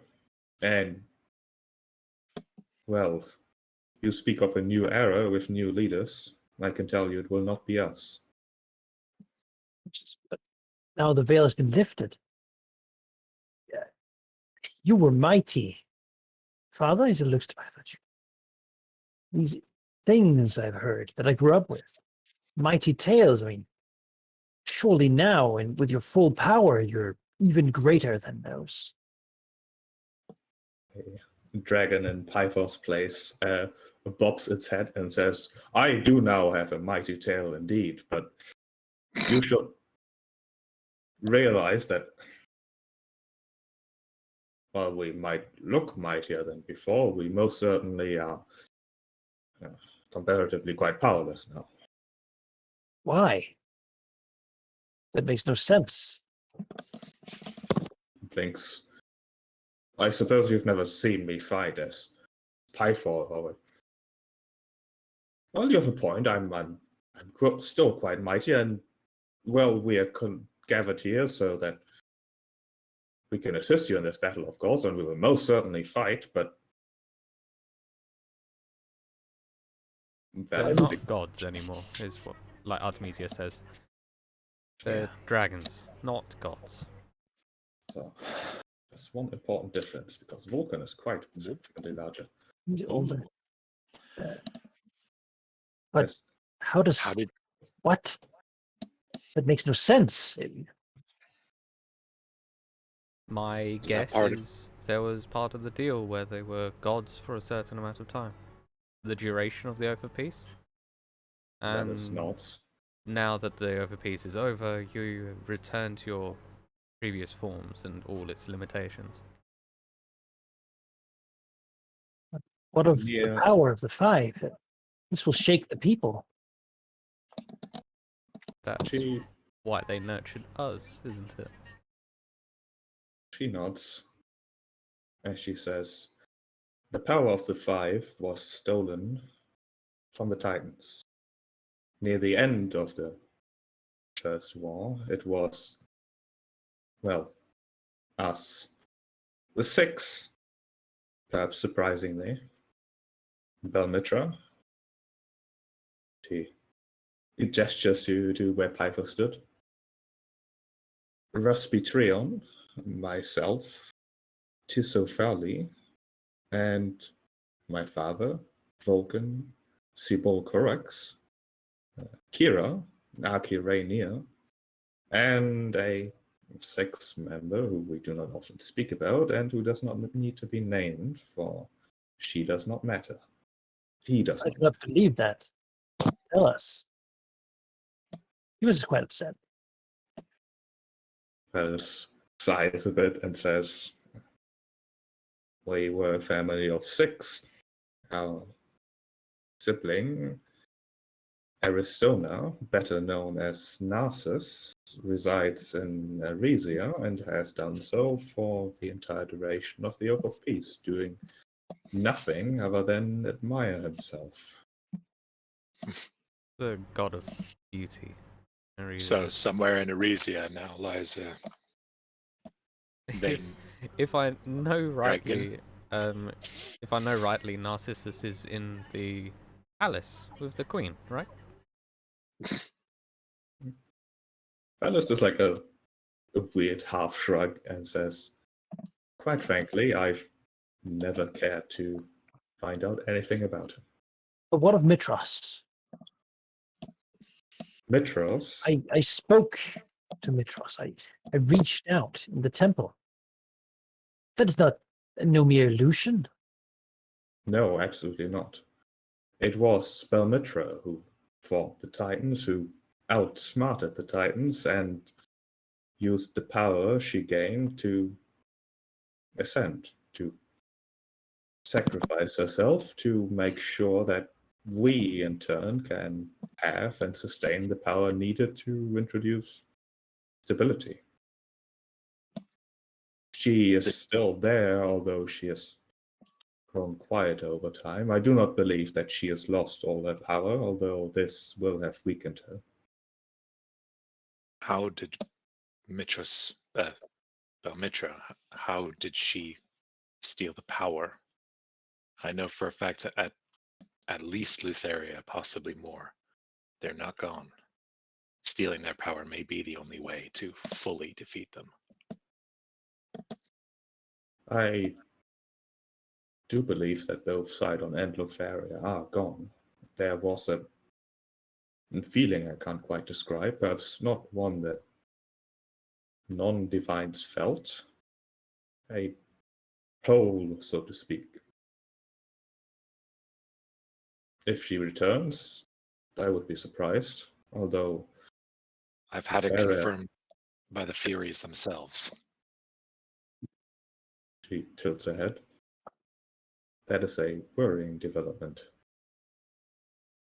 So, I wish I could do this later, but just in case the worst happens, we should all know before we go into this battle, how did Belmitra do it? It is, well, I suppose we fought not near Mitros, but out on an island in the sea. Some of us had. We faltered. We saw our companions, our friends die and decided to retreat, to regroup, to fight another day. However, both the Titans chased us. We found ourselves far out to the sea, eventually changing our plan to simply leading them away so that Mitros would have an easier time to be defended, although, quite frankly, at the time, we were just simply trying to escape. Eventually, we landed on an island, a beautiful, lush forest. In retrospect, we know it was where Phylea rests. The heart of her, so to speak. There we battled the two Titans. Eventually, we were actually quite evenly matched, as Belmitra managed to strike some significant blows. However, we did recognize we were outmatched. We were holding our own, but victory was not at hand. So Belmitra challenged the Titans to a game. A game of 20 squares.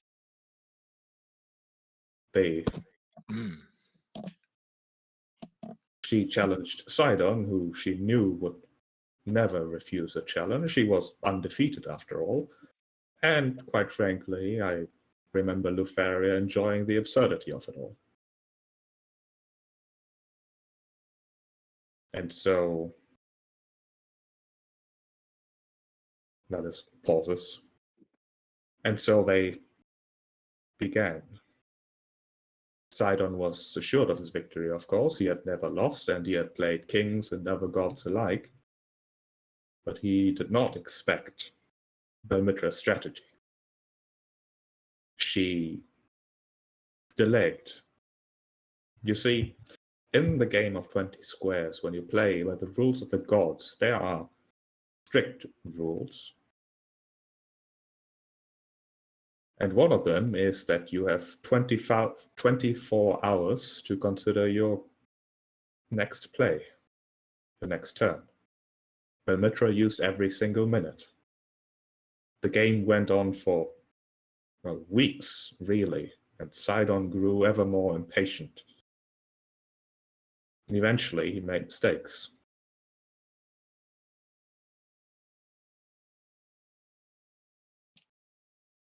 Wow. That is pauses. But that was not all. You see, Sidon grew angry, however, Lufaria grew mad.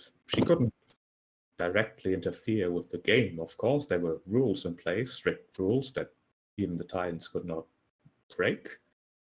However, you faced Lufaria. She does not play by the rules always. She was infuriated, of course, that Sidon was losing his patience, making mistakes. So Lufaria started cheating. The dice suddenly fell in Sidon's favor far too often, and we knew what was happening, but we couldn't do anything about it. Yet, every time Lufaria cheated, she grew weary, as did Sidon. Ever so slightly, ever slightly more. Eventually, when the game was about to, in fact, go in Belmitra's favor, things escalated. The cheating escalated, the game was abandoned, the fight resumed. And quite frankly, the next moments I do not remember clearly. There was a blood spilled. Titan blood spilled. Their power soaked the dice of the game. The price suddenly did not just become trivial, but it was for the powers themselves. And after just a few more turns, Belmitra was victorious.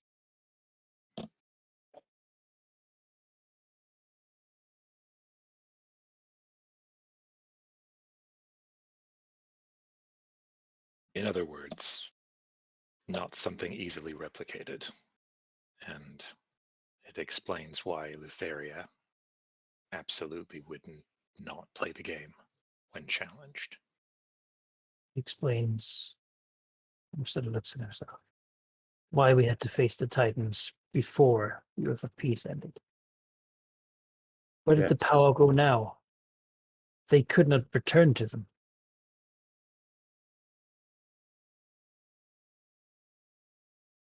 I wouldn't be so sure of that. That is not. In the last game they played, and they played a few, 7 to be exact. That was when Belmitra lost. She won the first game, Sidon won the next. The stakes kept rising. The last game she won because the last game she lost. Yet she won the Oath of Peace, for she had staked her life on the game, while the Titans had staked part of their divine power. Unknowingly, of course. With that, Belmitra sacrificed herself and ascended to be Mitros, leaving this world in the claws, or I suppose soon to be hands, of the other 5 of us. Nasus soon retreated to be admired in Eresia and never do anything useful for anyone, whereas the other 4 of us try to do the best of things.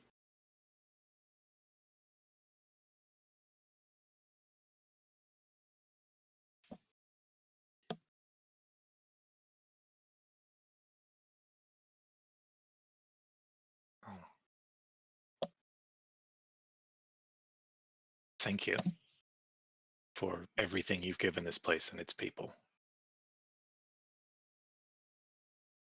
You've been fighting hard for so long.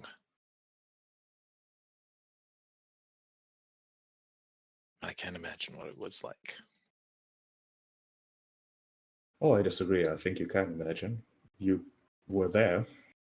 I ran away, and I gave up a part of who I was just to make the nightmares go away. I gave a part of my dragon away. I did so many things just to avoid the pain that you've been living with all this time. And I'm sorry. I'm sorry I left. What of the other Dragonlords? What happened to them? The stories say that they made the Earth of Peace. It's true. It was written down after the fact, after the wager had been won, or I suppose lost.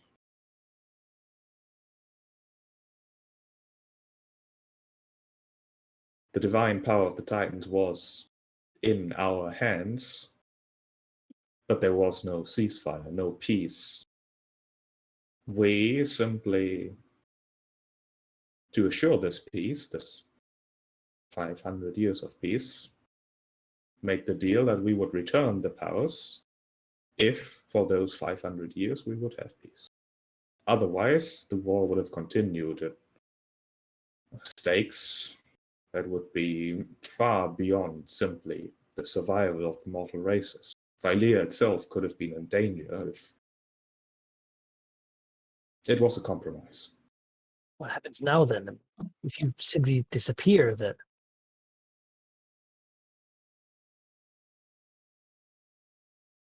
it's just going to be chaos.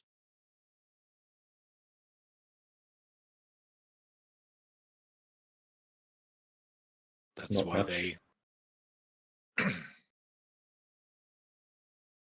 Sorry, go ahead. There's not much we can do. Kira strongly believed, well, not only believed, but prepared for this time. She was out looking for people, for mortals who would take up the mantle of godhood to be the next leaders, the next era. We're just people.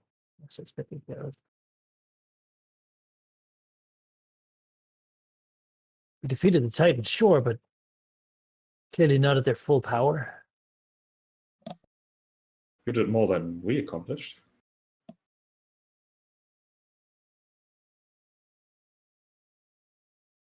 He just looks to Pythor Dragon.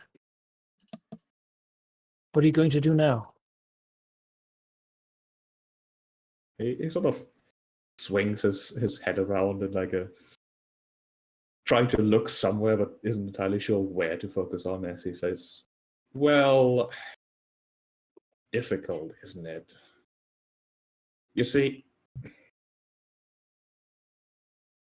it's hard to be as sensible as I'm being right now. It's probably a consequence of being basically a god in human form for so long.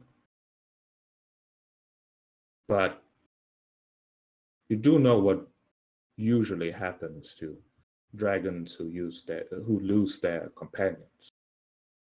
Now, of course, I don't want to frighten you. That's not going to happen here. I'm perfectly fine. I will live for 1,000 years yet, but I most certainly can't be the god of battle. I can't go out there and announce, oh, the godly figure you've worshipped and did all those things for, well, turns out he was just me all along. That wouldn't go well. So what happens? What? You just We disappear? We lie and say they ascended or some stupid thing like that. Well, I can tell you what's going to happen today. Today we fight. Today we make sure that whatever future we may have just thrown you into without your consent is as safe as possible, and then we're probably going to take a break. Because quite frankly, I'm very old, but I don't feel it. But at the same time, I feel very old. That makes sense. I've always thought that I had divine blood in me. I suppose it's been dragon this whole time instead. So a little bit of this, a little bit of that. It's a mess, really.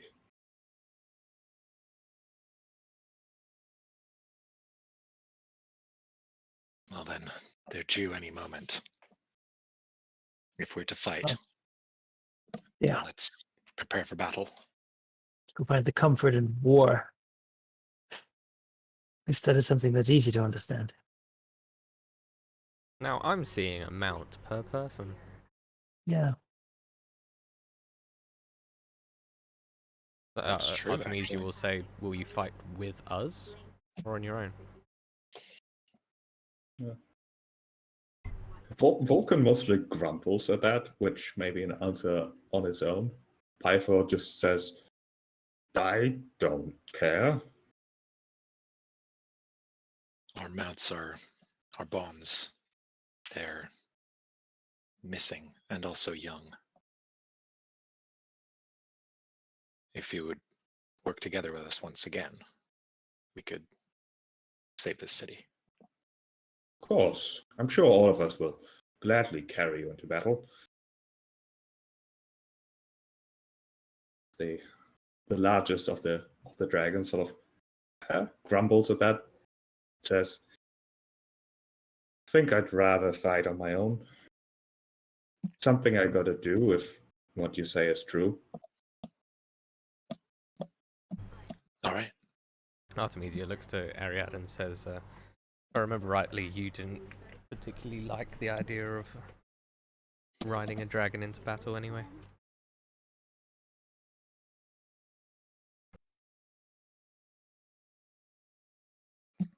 I'll be good on my own. I do think that there are better uses for. And she like Sybil corrects. I can carry myself.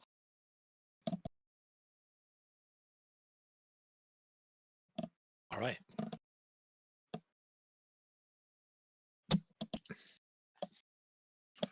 So, who goes with who? No, Artemisia will say, alright, Pythor, I'm not looking for a wise approach. We're gonna go in hot and it's gonna be really aggressive. You ready for this? Oh, he looks ecstatic as he sort of lowers a leg like a horse for you to get on. Yeah. It seems like a good pairing while we control the battlefield. Now you can ask her all these questions. Well, Like, oh yeah, they don't come for 2 hours. Well. no secret. No. Right, I will give you ownership, guys. In their notes, they each have 2 spells they can use once. Just like Xerxes. Yeah, Google that other one. What? He's got 2. He's got shield and warding bond. Shield's good. Fortune's Fate. What is that? Shield's good for him. Yeah. All right. It is at this grammatically appropriate moment that you hear sounds from outside. Perhaps unexpectedly close, in fact. The sounds of the battle at the docks, if it has even started yet, should not have arrived here. Should not have reached you here, but you hear something else.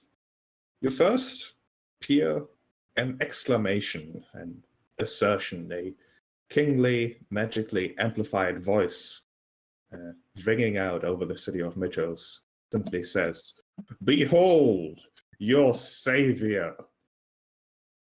Followed by a few moments of nothing, before the ground shakes.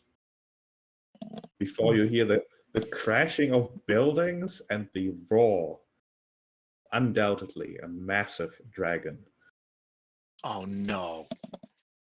What have you done? Let's take a look outside. Yeah. He's grown Icarus. Fly. That poor Son dragon of a- is barely going to be able to Son of a bitch. control Yeah. himself. Like,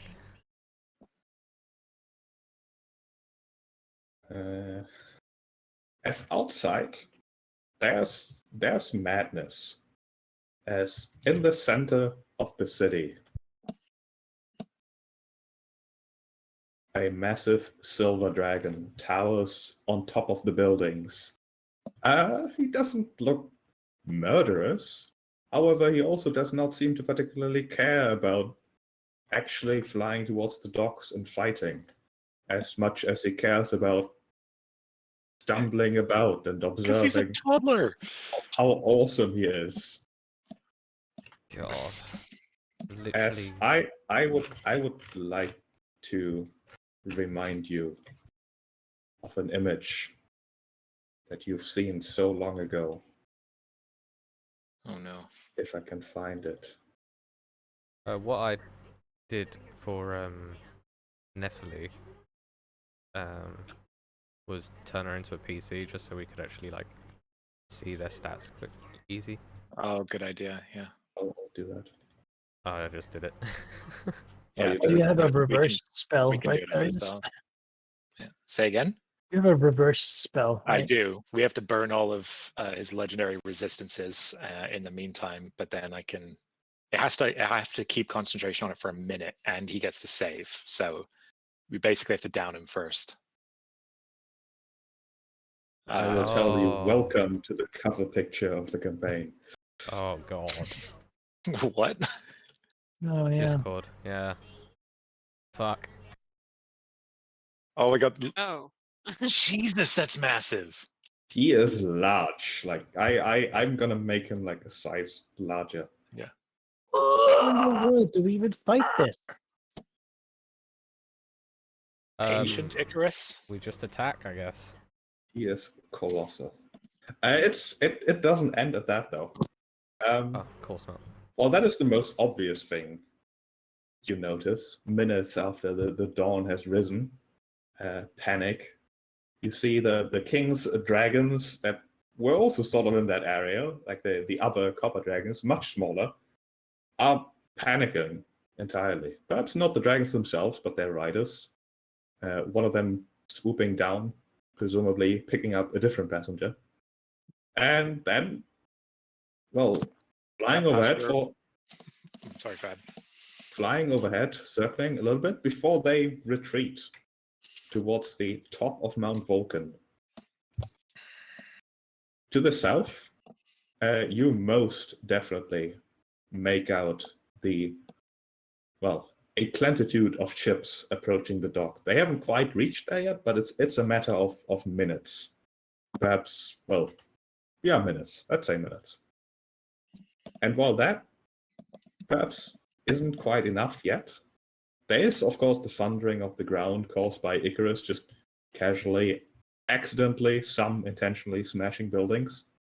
There's another shaking of the ground that perhaps with the background knowledge you have, you can pinpoint to another cause. One that appears to be making its way towards the city, although perhaps hidden by the mountain from the northeast. Fuck. Oh, we can fly up and check, right? Yeah, I suppose we could go straight up first. That is, in fact, Or I something. could send Juniper to scout. That is, in fact, something that Sybil Corax, also known as Vulcan, does immediately. Rather than looking around, like being shocked at Icarus, he takes to the skies immediately, angling to the northeast, before he says, "I'll buy you the time you need." As he flies over the mountain. What? I mean, cool. Yeah, I send Juniper up to follow him and then look through her eyes to see what he's heading towards. It's Cantimane, isn't it? Yeah, I just want to make sure. He is heading towards this. Jesus. A cause for concern, although overlooked by the people of Mitros as they're currently busy with a plentitude of other sources of chaos. All right. Was Icarus intentionally breaking stuff? I mean, he's basically a child in like a Lego castle who just found out that he can rip off the bricks. Oh gosh. Do we hear the sounds of people like screaming and running away? Like people dying. Yeah. There's certainly people running away. Okay, we need to take care of Icarus and we need to stall the boat. We need to send Icarus to this thing, Cantimane. No. No, Icarus. Let Vulcan deal with the Cantimane for a while. He said he was going to buy us time. We need to deal with the Icarus and the invasion. So, Manikai, you had a great idea about strafing the ship's sails and stuff like that and stalling them out. So, I don't know. I really don't want to split up, but maybe that's the way we protect the city best. I mean, I think we should first try and get Icarus to, fly, and then. Yeah. I think me and Artemisia would make the best combo against Icarus if we can try and burn his resistances and then shrink him. I don't think we need to Can't fight that. him. No, No, I don't think we should fight him. we should coax him into attacking the fleet. Okay, yeah, let's give it a try. Let's fly over there. Yeah, maybe. I mean, I just see I him. could go, and so if you two leave, they all flew to the top of the mountain. Yeah, all the Dragonlords. Yes. They don't seem to be breaking the city, but they're certainly not helping. It is also where Pythor, or Respityron, I suppose, turns towards Artemisia and says, "Oh, I know! The Colossus! We should get the Colossus! But Castus has the key for it. I thought there was one of the secret weapons, but apparently not using it." Oh fuck! I'm gonna have to kill Castus to get the fucking key. Oh no! I'm going. What, to deal with a Castus? Yeah. Sure. We'll fight Icarus while you deal with a Castus. Ariad. I don't think you can take all the Dragonlords on. I don't need to. Wait, isn't a Castus with Icarus? No. No, I bet he's the passenger that got scooped up. Yes. He just fled. He apparently fled. Man, I don't like the idea of you going against a bunch of dragons. Ariad will be there with me. And I don't like the idea of you going against that I don't want massive to. dragon. I don't want to go against it. I want to send it against the fleet. Yeah, it's the Or- most immediate threat to the people, so that's where I'm going. I'll go and see if I can claim the key for the. Yeah. Seems Okay. like the right choice. We'll split up. We'll cover more ground. Amazing That's idea. I have to say it, amazing right? idea. Yeah. Yeah, Um, you have to. Yeah. I would like to ask before you split off. Do all of you agree with this plan? It's a terrible plan, but let's do it. It's heroic. I like it. Well, It's the hero's thing to do. Yeah. we got. I still think we should send Icarus against Kentimane. I think he We're gonna don't. try. We're gonna try and bait He wants Icarus to be away from the even- people, but that might not happen. One way or the And other. I still think someone should go and strafe the boats to stall them, so that we can then attack them later. I don't feel like Yes. being shot by a bunch of harpoons in a round. Hey, I'd like to go there too, but clearly we have to make it. We have to make choices here, right? Yeah. Well, they said that it was going to be a few minutes, and Icarus is here now, so that's where I'm going. I want to go to the beach too to meet these two titans. Yeah, but if we can get the Colossus, is that like you talk about like We a got- key or something? Does it mean that you could have like a Titan mech? The Colossus of Mitros, bronze big statue. Yeah. Yeah, the big. That's what I'm saying. Is that Yeah, what I'm yeah, saying? yeah. If you However, can you You like got use like minutes to get that. maneuver it? Who the fuck? It might just activate, but we have We minutes might- to be able to get it. you might be right though. I think maybe we should deal with the immediate problems, and Acastus is not the immediate problem.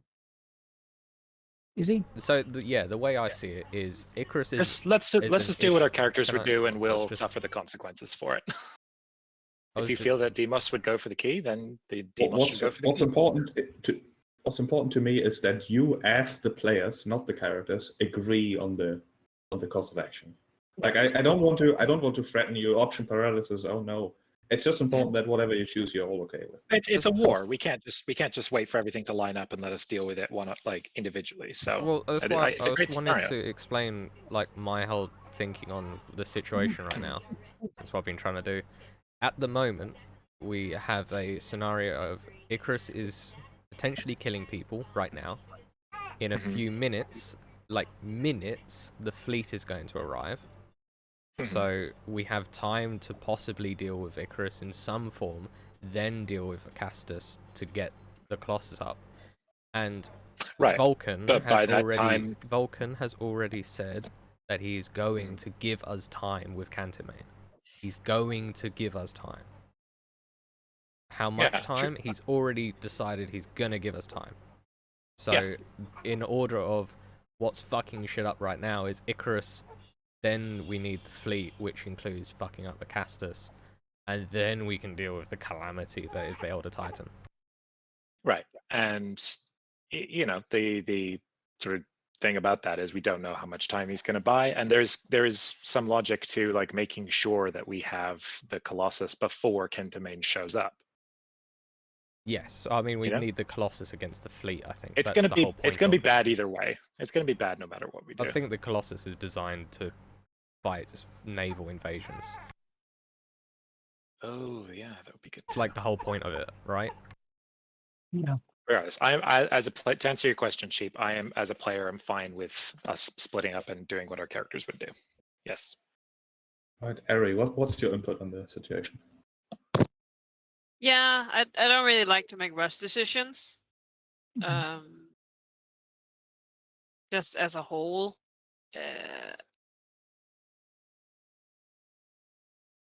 I think I'm most afraid if we split up that there'll be like a try and they're like, well, it didn't work, and then we just murder everyone else. And I don't know. That's not really what I would like to happen here, but What do you want to happen here? yeah, like I want to like deal with Icarus, I think, most immediately. And like, but I really don't want us to have to fight it. Like, Well, we don't know what's going to happen. We'll try our best. I think we could fight it. I don't want to fight it. I want to basically use its inflated ego to its own detriment and effectively say, "Wow, you're so grand, you could become the greatest hero of Mitros to ever exist by going messing up that fleet, all on your own." On that note, Artemisia, give me a perception check. Sure, I can do that. 22. You can see him attempt to fly but fail. Oh, good. He can't fly. He's going to kill people. He's going to kill people. He's going to kill we have people. We have to shrink him. We have to deal with him. Yeah. I mean, or we guide him this way. That will kill all the people in his path. Well, sadly, the Minotaur market would be that thing in the path, and it is deserted. I mean, No, yeah, I'm not. You're committing everyone in his path to potentially die. We're heroes, right? Yeah. Plus, the only way that Icarus doesn't die is if we shrink him. Because even if we just down him, he'd just be there, and then when the Gigans and stuff storm, then he would just get killed in the war. But how are we going to shrink him? Well, I've got that spell. Sure, but We just need to knock him out first. Knock him out, and we it's can. not happening, man. Look at that thing. Of us, I Oh. reckon we can. Think about the context of the campaign. You're supposed to fight big things. We just killed 2 titans within a week. Yeah. Like gods, actual deities. We can do this. One that auto hit.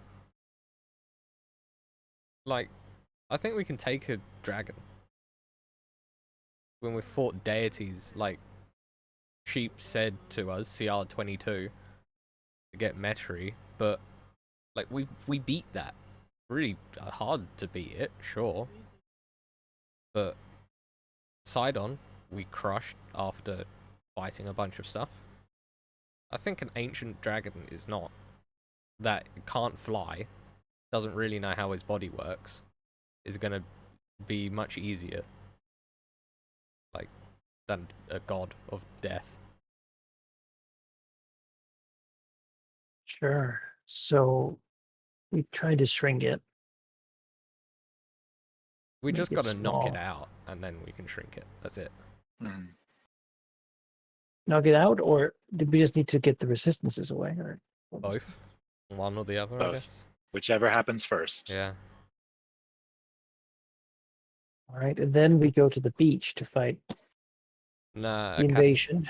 a Castus to get the Colossus, right? To Well, I help the think if we invasion. fight Argon, then like the fleet's gonna have landed. I Yeah, guess we'll that's true. I guess we And can find out at the time. we'll right? go, and then we'll go beat up Castus to get the Colossus to then send that against Kentamane, I suppose. Shall we like see where the situation is after we deal with Icarus? Because we don't know. Yeah, We'll- I don't think we'll our do that. characters have time to plan all this. I think we just gotta pick something and go. We don't know what the situation will be either after we fight Icarus. Yeah. Freaking I guess, man. That's such a bad idea.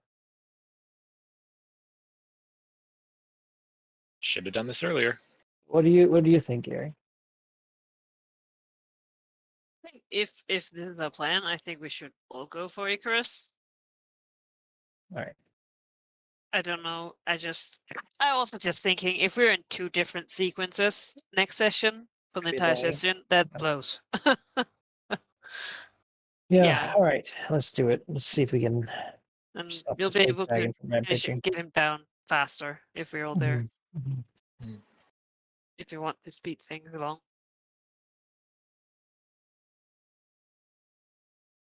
Well, let's do it. Yeah. All right. You decide to all engage Icarus, correct? Yes. Yeah. Yash. And I'm going to move him and you to a map.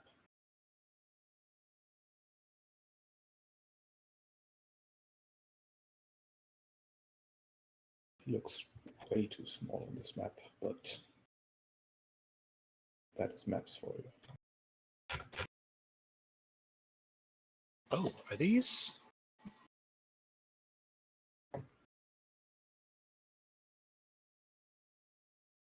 Are these adult dragons? Sheep? They are young adult. They're young. Young. ones. Young dragons. Okay.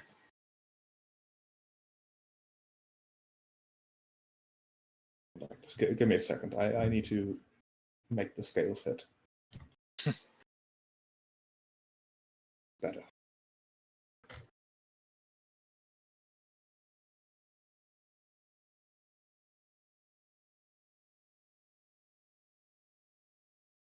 Can't believe he fucking just left. What a wuss. I can't. Motherfucker. He literally just dropped a dragon bomb. And it's just like, Yeah. yeah. Hopefully they'll take care of each other while I get spirited away.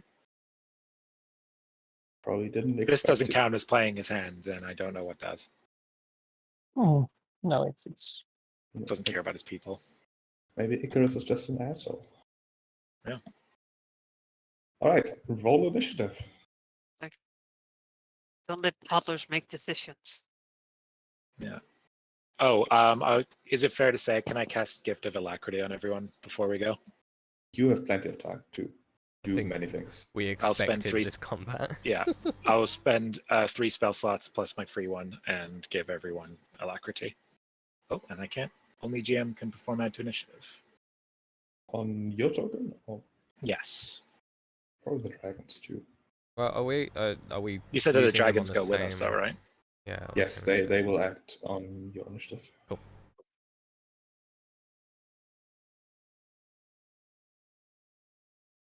Okay. You also have a surprise round because Icarus is far too busy just seeing how quickly he can smash buildings. Oh boy. Do want to subdue him, right? I don't have much in terms of actually burning his resistances, so I think I'm going to try and just down him. So the first thing that we will do, what is this dragon's fly speed? 80 feet. clearly not Myself. wise. So Say again? I mean, Icarus is clearly not wise. So Yeah. maybe you have the choice for that sort of wise intelligence sort of thing. The range of Tisophiles' breath weapon. I don't sorry. think it actually says on the token. Yeah, okay. Oh, I will tell you. She's a young bronze dragon, which means she has a 60-foot line lightning breath. oh, dang. Cool. So I think we're going to fly a little above Icarus and then use the lightning breath. So, because I want to try and piss him off. So I need a dexterity saving throw from Icarus. All right. Try to save, but he Yes. is just so large. So failure. So he's going to take 52 damage, 52 lightning damage from Tisophile. Zap. And zap indeed. And why not? Let's try and burn some of his stuff. So I am going to use the short bow of Cupidity. Darius will use the short bow of Cupidity on Icarus. See if I can hit. 26. 26 hits, yeah. Cool. I'm going to make him roll the save, and he rolls a 5. All right. Oh, he rolled 5, yeah. Yeah. That would be a 14 then. Dang. That still just makes it. Never mind. He's not charmed by me. It was a waste. And then I think we're going to fly closer towards the part. We're the strafing party. So Tisophile's going to use the rest of their movement to get on the building, and Darius is just calling out for everyone to evacuate, and we'll take it from here. Run! Yeah, at this point, most of the people have already made it away. Like, Icarus is certainly taking his time, savoring his newfound power. Mm-hmm. Ariad. Yes. It is very Did hard to look at Icarus that map. take his 8 damage from the bow? Oh, he did not. No. So I suppose we just want to down this guy. Yeah, that seems Yeah. good. Yep. All right. Well. Yeah. No drawing. Kind of. How far is he away? Oh. All right. I will take him, I think. Nope, just out of range. That's fine. I'll fly a little closer. Something to keep in mind, guys, is if we are going to be doing, if all these things are happening simultaneously, I don't know if we're going to get a short rest in between. Yeah. A short rest is an hour. Yeah, so we got to No. use our resources well. It Yeah. also means no way to use hit dice to heal. So Yeah. the hit points you have are the hit points you have. Yeah. Suddenly I want to be that dwarf monk character. I'll hex him. And then I will do Eldritch Blast. Hit and miss. 32.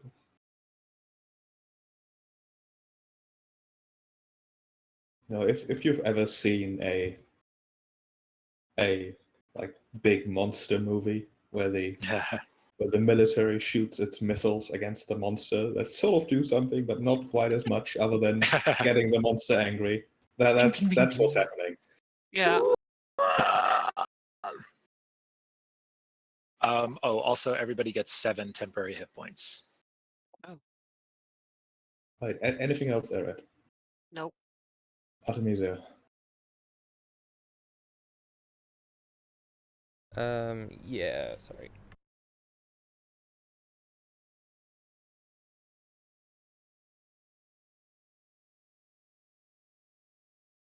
So have you looked up the other spell he has? It's a spell that lasts an hour. Actually, I want to give mine to Valis. Yeah, I instead. don't think I want it.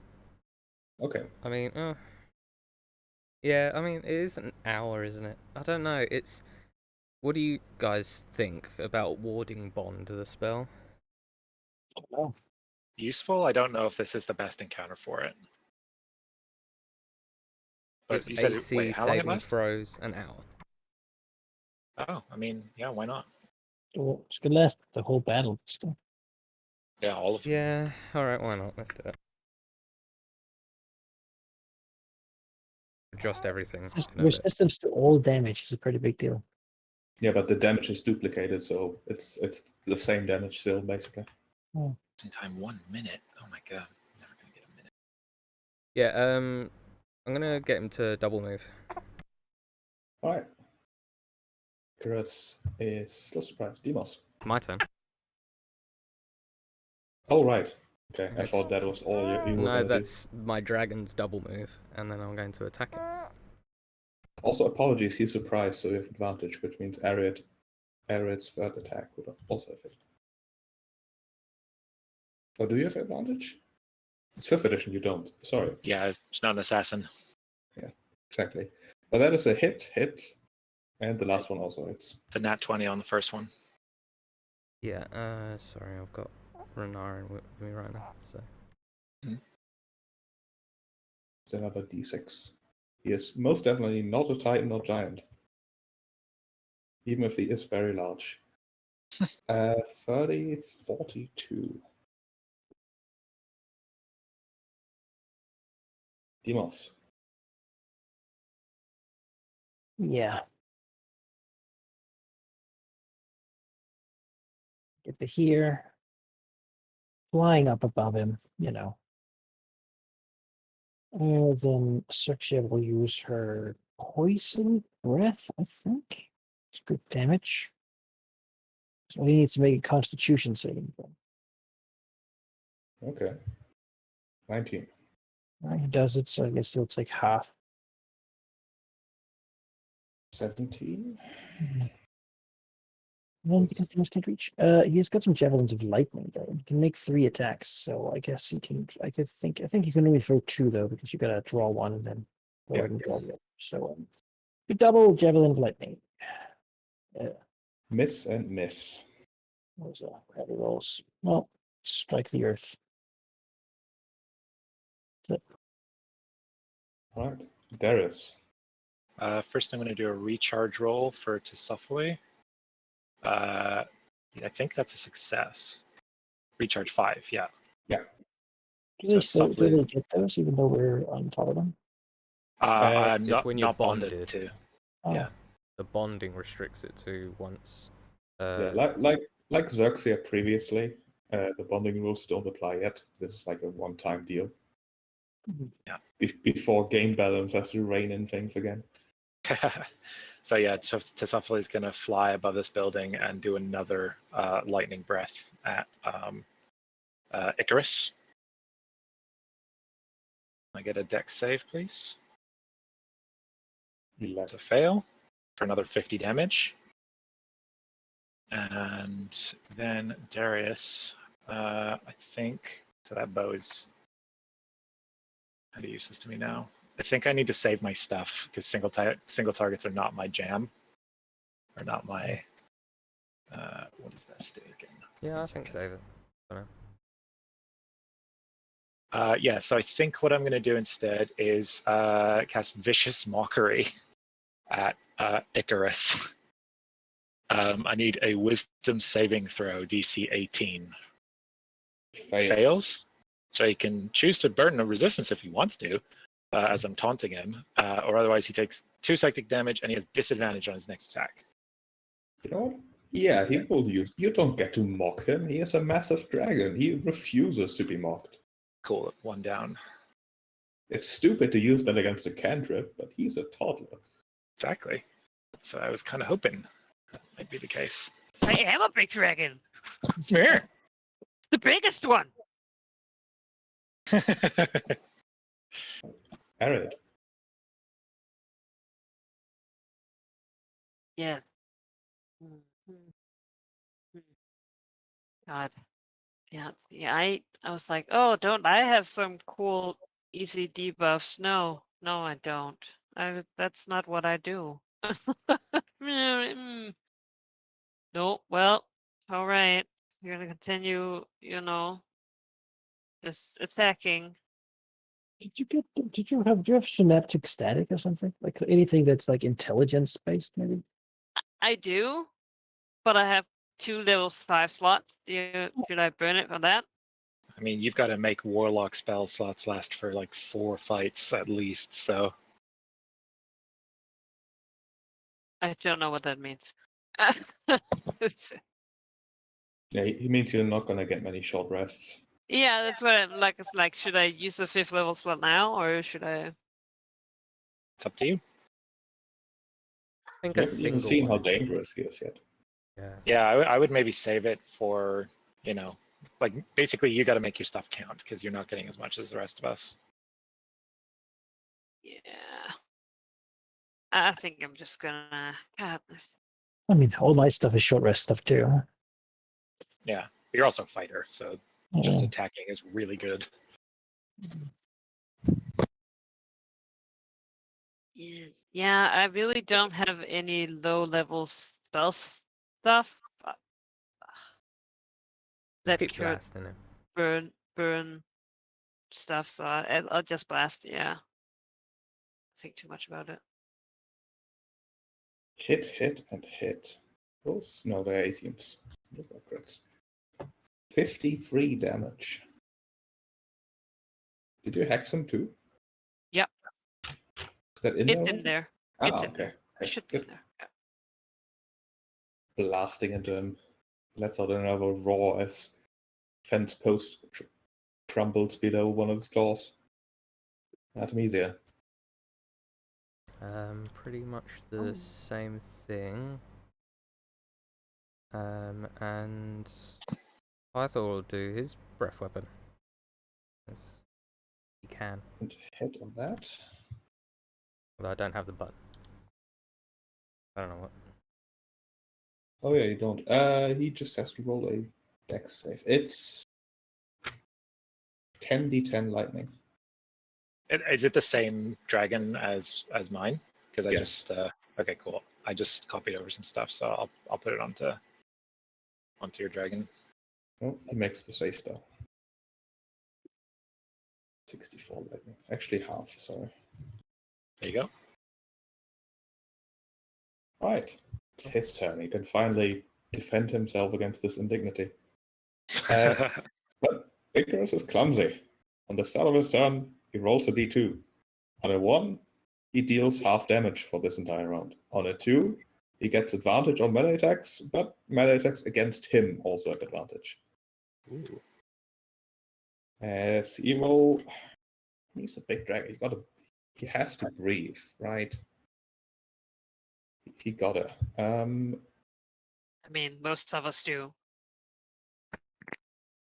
Yes, he will breathe to hit. Say we're at different inclines though.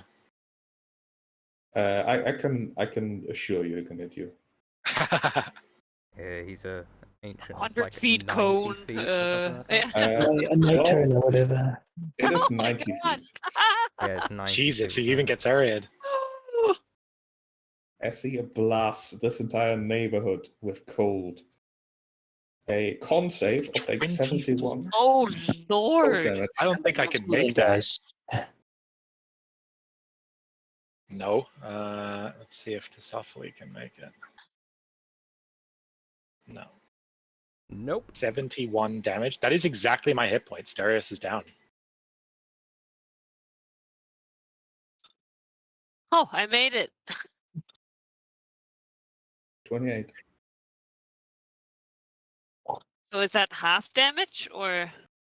If you save, you take half.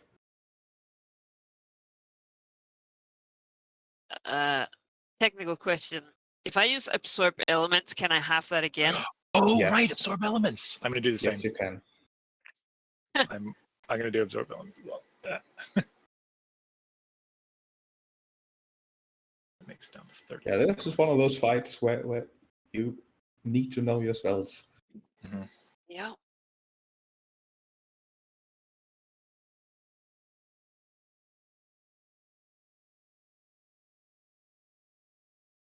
Yes, that will be his turn as he lets out a massive gout of cold that coats the roofs in snow Around. just as much as it smashes the windows and pushes in the doors. Up or down? Do we round up or down? Down. Okay. Oh, wait, +2, Blank. +7. Oh, Tesophyli had temporary hit points.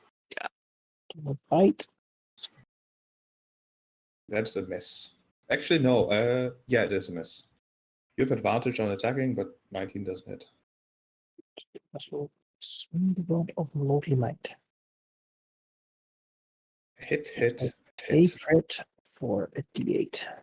Yeah. And then we have the bonus attack. Six. Let's see here. There's these. One strength for that. Bonus attack. That also hits. 70 total. Lord. 70 damage. So you lay into the dragon. Darius. Yeah, I think we got to take advantage of Reckless, so I'm going to get in there with him too. Tesophyli is going to do a multi-tack, bite, and then 2 claws. Bite, claw. So probably a miss, and then 23 Claws and hit. 21. Claws both hit. Okay, 26 slashing, and Darius will draw the Mithril Xiphos and slash at him as well. Actually, no, I'm going to do. I'm going to try and burn his legendary resistances again by keep taunting him, telling him he's not a real big dragon. Imposter dragon. Yeah, Give him that imposter syndrome. yeah, exactly. I've seen Just real like dragons. taunt that like childhood insecurities. There's a reason you don't have a rider. It's because you are not a real dragon. Yeah, he abandoned you. Oh, Just You are so mean. He makes it though. you're gonna pay All for right. therapy later.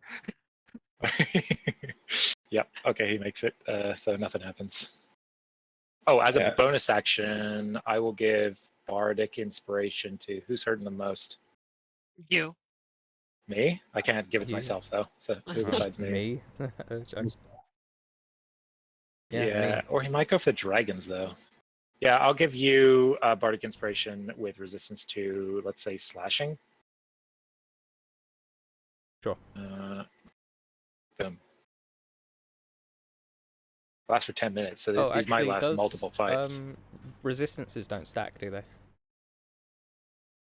No. Do Then you already have that? it's pointless. Yeah, Warding resistance Bond to gives me all. resistance to everything. Oh, okay. Then I'll That's give it pointless, to I'll give it to Demos. Or does Respitrion have it as well? It's connected to both of us, so yeah. Okay. Xerxes doing okay. Yeah, let's give it to Demos. That's us. Oh, I didn't roll for recharge. Nope. Okay, I think after that, maybe I will use my big spell. You know? Yeah, trying to figure out. Well, I guess we are spread out a little bit now.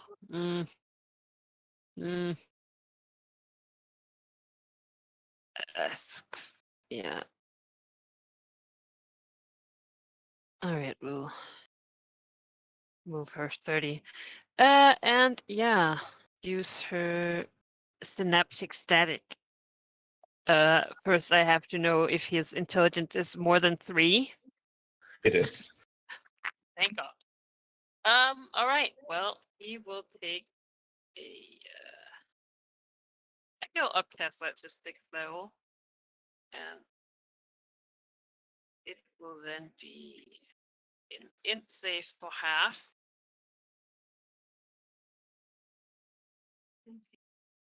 Right. Oh, pretty well on that. Intelligence is his worst save by a mile. My safe is 17 though, so. Okay, and he barely makes it. Is it half? Yeah.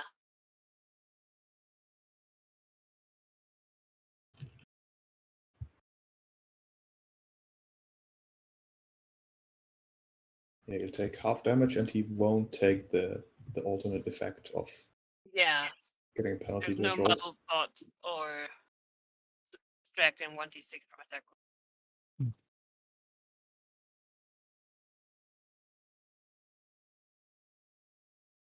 Yeah. Damn it. Well. It's amazing. Recharge roll, nope. So, bite, claw, Hit, and hit. and Halldamir. Hit, miss, hit. Now, how much damage is that? Because I have no idea. 14 and 5. 59. Whoa. And we'll move this way, just to avoid lines of cone. Yeah. Alright, let's see how he feels right now. He is still reckless. Okay. He's also got to roll for recharging his breath. That is true. No. Nope. Oh yeah, technically, Pythor crit on his claw. He should have. Wait, on his claw? Oh yeah, he did. It's like D8? I don't know what a claw is. It's D6. 2d6. 2d6. Yeah. Every All one right. counts. Icarus will retaliate against the Respitrion with his own multi-attack as he raises his useless wings to roar once more, drawing on the innate Rightful presence. the innate majesty of large dragons. Everyone within range, a DC 18 wisdom saving throw. I'm going to burn my 16 to auto succeed on that. I'm going to use the Bardic to succeed on that. I'm guessing this is not a magical effect. No, It is not. succeeds. Nope. If you fail, you are frightened for 1 minute.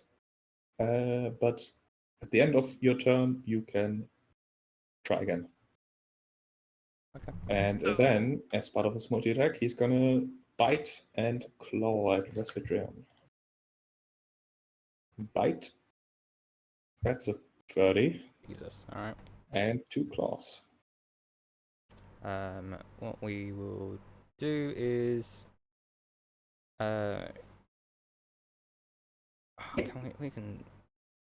can take it. He can only use his spell once. Yes. Like his spells. Yeah. Okay. Oh god, math.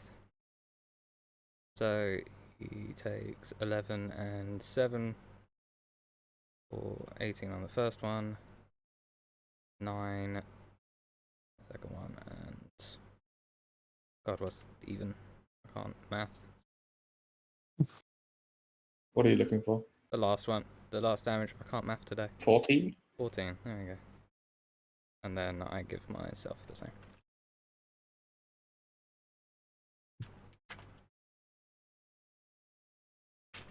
You can move on. Us just gonna keep hitting this thing. Miss, hit. Good.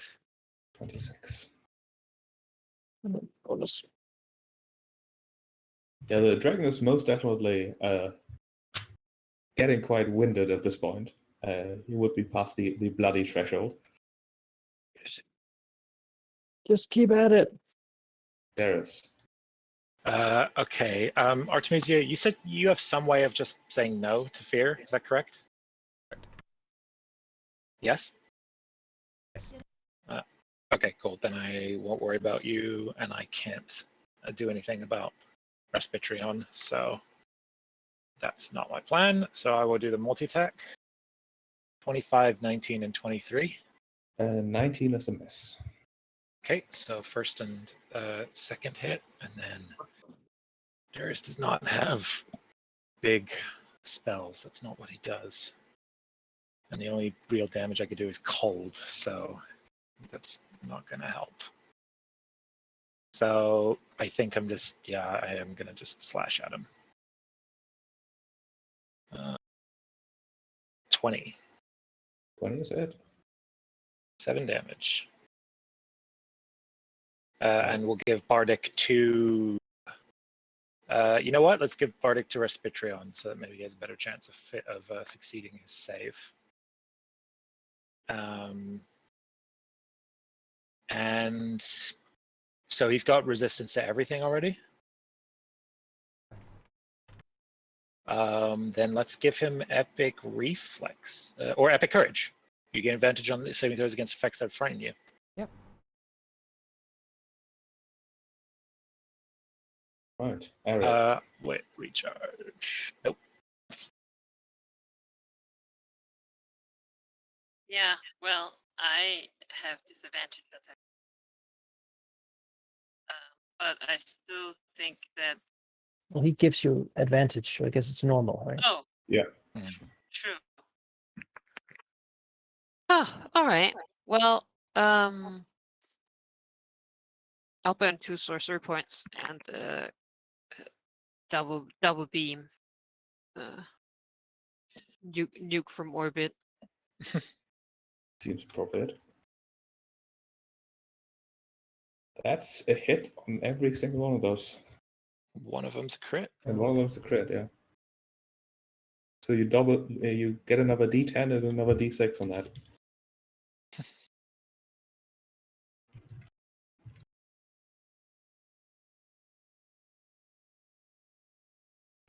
For 107 damage. All right.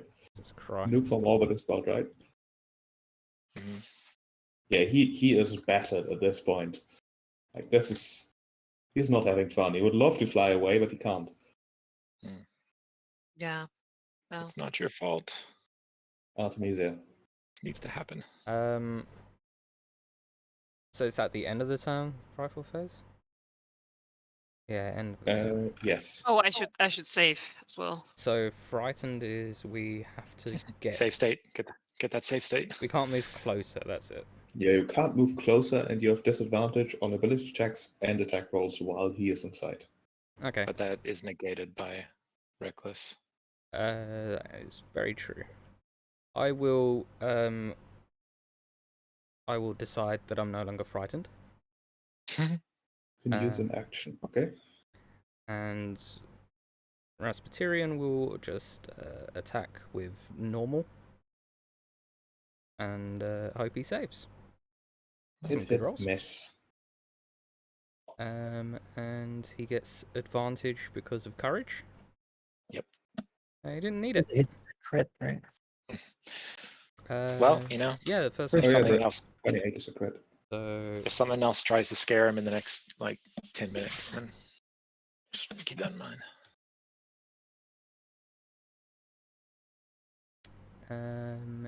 Yeah. That's me. All right. How does Icarus feel this time? He's still reckless. Still Jesus. frightened. Yeah, I am rolling a d2, right? Okay, yes, I Yes. am. Yeah, he has no choice but to retaliate against the target that attacked him last, which is Rasputerian. So he will. Well, that doesn't matter. Do anything, yeah. We're moving now. Yeah, we're That's the immune. one I meant to click. A bite, 24, and 2 claws, 20 and a 36. Jesus Christ. He has advantage, right? Because he's going recklessly. That is true.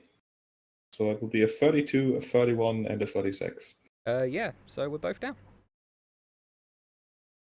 Because, even though we have resistance, it's that much. Both down? Yeah, because we Wow. both share damage. Oh, right, yeah. Rasputerian's not down. I'm down.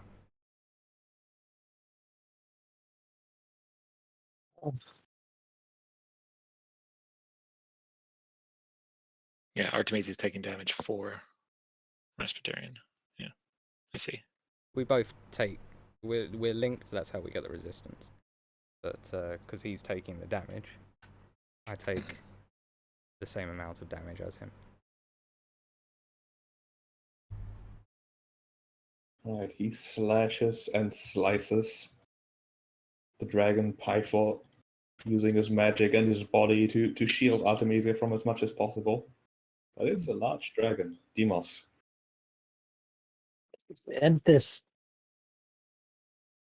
Miss, hit. 26. Swing. And another hit. Icarus does not look like he can take much more. Good. You can fight him. He is reeling. That is a miss. Darius. Tisafully recharge. Nope. Multi-tack. Bam, bam, bam. 22, 28, 17. Hit, and miss. 28 is 22. crit. Oh, that's right. So an extra 2d6 coming his way. 7. 31 damage total. 31. You say it looks like he's on his last legs? Yes. All right. Let's slash at him again. With my, I use this sword so rarely. I always forget where it is. There we go. 27 That is a hit. for 6 damage. And as a bonus action, get up, Artemisia! Second level healing word for 11 hit points.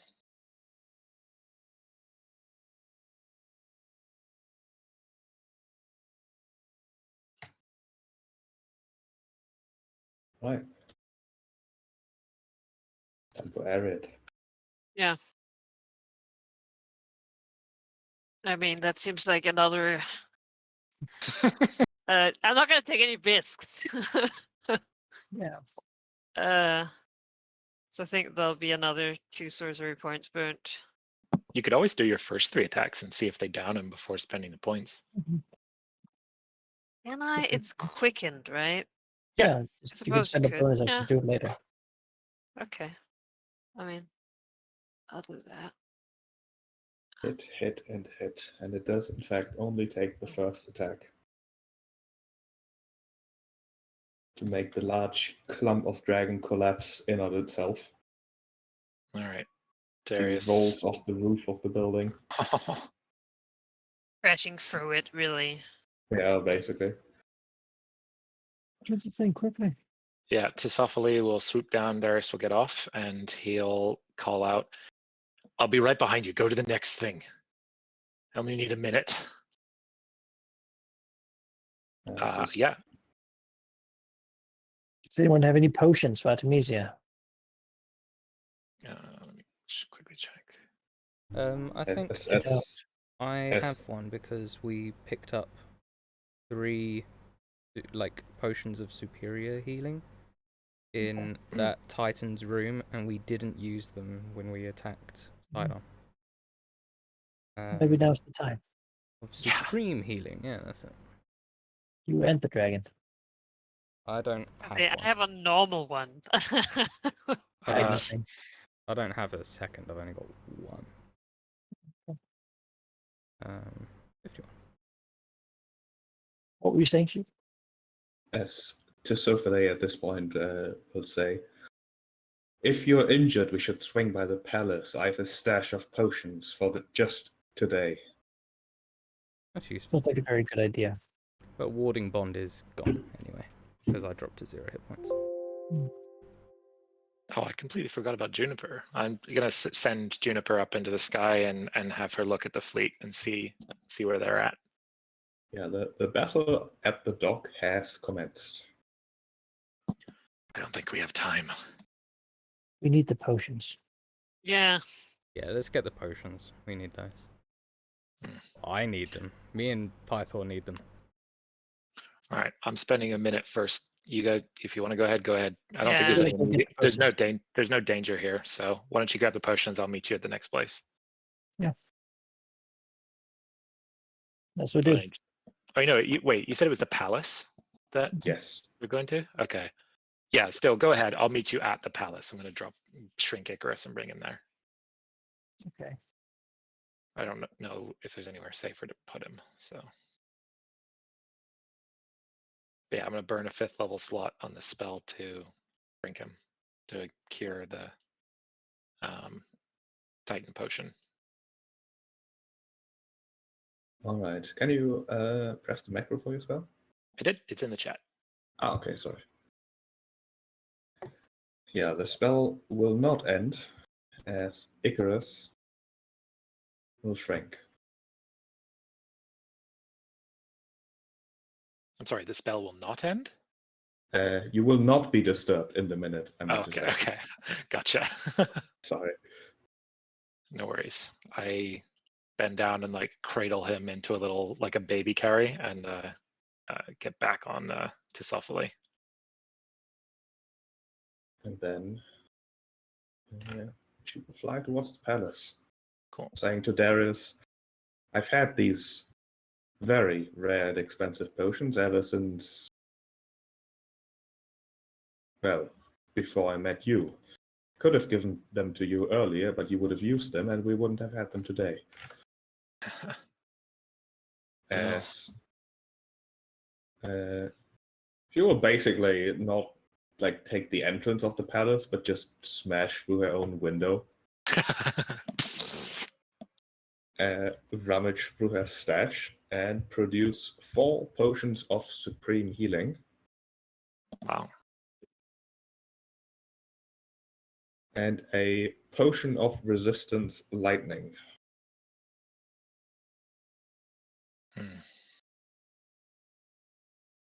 That seems like maybe I should take it because everyone else I could give it to someone from. Oh no, wait, I'll get it from the dragon. So If Ariad or Demos should take it. Yeah, Demos. Yeah. Potion I of can do lightning absorb resist. elements. resist lightning,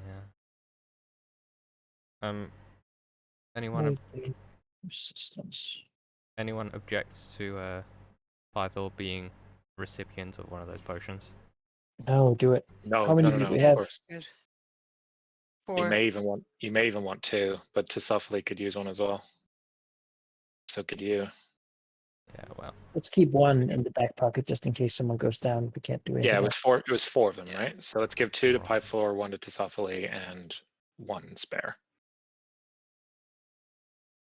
Roll for Tisophilie. We agree with that as like a whole Yeah, do 2 it. for Pythor? Yep.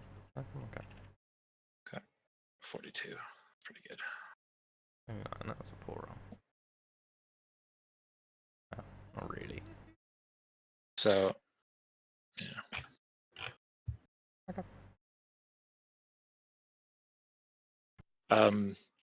Tisophilie, is there a safe room somewhere I can leave Icarus? She ponders for a moment, and she says, "No room will be safe against Kentimane." Telling me Acastus doesn't have a bunker somewhere? Oh, he most certainly does, but no room will be safe against Kentimane. This room is as good as any. All right. It's better than taking him into battle, I suppose. I gently sort of put Icarus in a place where he can rest and lick his wounds. Beaten little pulp baby. Very sad, but yes, he. He's Well, a silver that- dragon, right? I have Yeah. to like prestidigitation some ice around him. There we go. Yeah, and then I run back onto Tisophilie's back. All right, you make your way towards the docks, I assume. Yes. To your northwest, you can see the frightful form, the thousand-handed, coming ever closer, although the annoying shape of Vulcan and dragon form does seem to be at least distracting him. Is he like flying in circles around and like pissing him off? Basically, there's a lot of hands trying to swat at the large dragon, but not doing much, although the occasional hit does connect with him. Oof. To yourself at the dock, some of the front ships of the army have already connected with the docks. Basically, I've put the tokens of the 2 obvious Empyreans, the children of Sidon, on the map here just to signify the attack. But they are basically like all over the place. There's Gigant's Landing, Minotaurs, very few Centaurs, but they are still there. And of course, Gigants, plenty of them. Some even apparently casting spells and throwing lightning. How does the defense seem to go?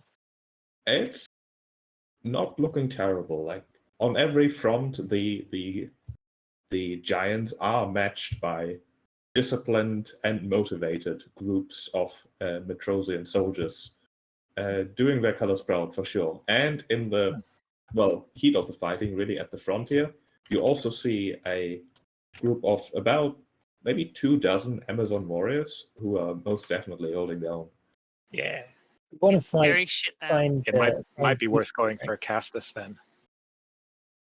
I think the I'd want sooner- to find these leaders and take them out. No, I agree, but it seems like they're doing well even with them, and the sooner we get the Colossus, the better. Overall, it might be better if we get that done first. Sure. Send it to help Civil Corex. Yeah. It seems awfully small in comparison. Yeah, he's just stalling. Yeah, the Colossus is large, but not in comparison to an Elder Titan. Pythor will comment on the Colossus that it does need a pilot. Where was the most wounded by that point? Yeah. Does anyone know how to pilot it? Is it easy? It's straightforward enough. Pythor things, at least. Yeah. Yeah. Prior God of War thinks the War Machine is easy. Okay, yeah, that's Maybe we can defeat Acastus and even talk some of those fake Dragonlords to become real Dragonlords and go do your I think thing. so. Yeah, this is possibly. All right. The choice whether to augment the defenders who are holding their own, but they are being slowly pushed back in the southern docks, or whether to face Acastus cowardice and the Dragonlords to the north, will be a decision you could take your time with, because it's going to take too long to do it today. If the defenders are losing, I do think we should go help them. If nothing else, because Acastus doesn't seem to be going anywhere. And it seems like the result there is either we face Acastus and use the Colossus to fight the invasion, or we go fight the invasion, right? I'm seeing it as in character. The heroic thing to do is swoop in and help the people. Go there, yeah. Go find these two Titan children and beat them. Yeah. The status of the fighting at the docks is basically like 40-60. It's very close, although currently the Imperians, like Sidon's children, seem to have slightly up ahead. Yeah, well, if we take those two out and then let's take those two out, then swoop back to Acastus, because that'll make a big difference in there. It'll swing the weight back in their favor. Yeah, I like it. I think that's a good plan. All right, but we're going to do that next time, because each of these battles is significant and time-consuming. Yeah. Ooh. So,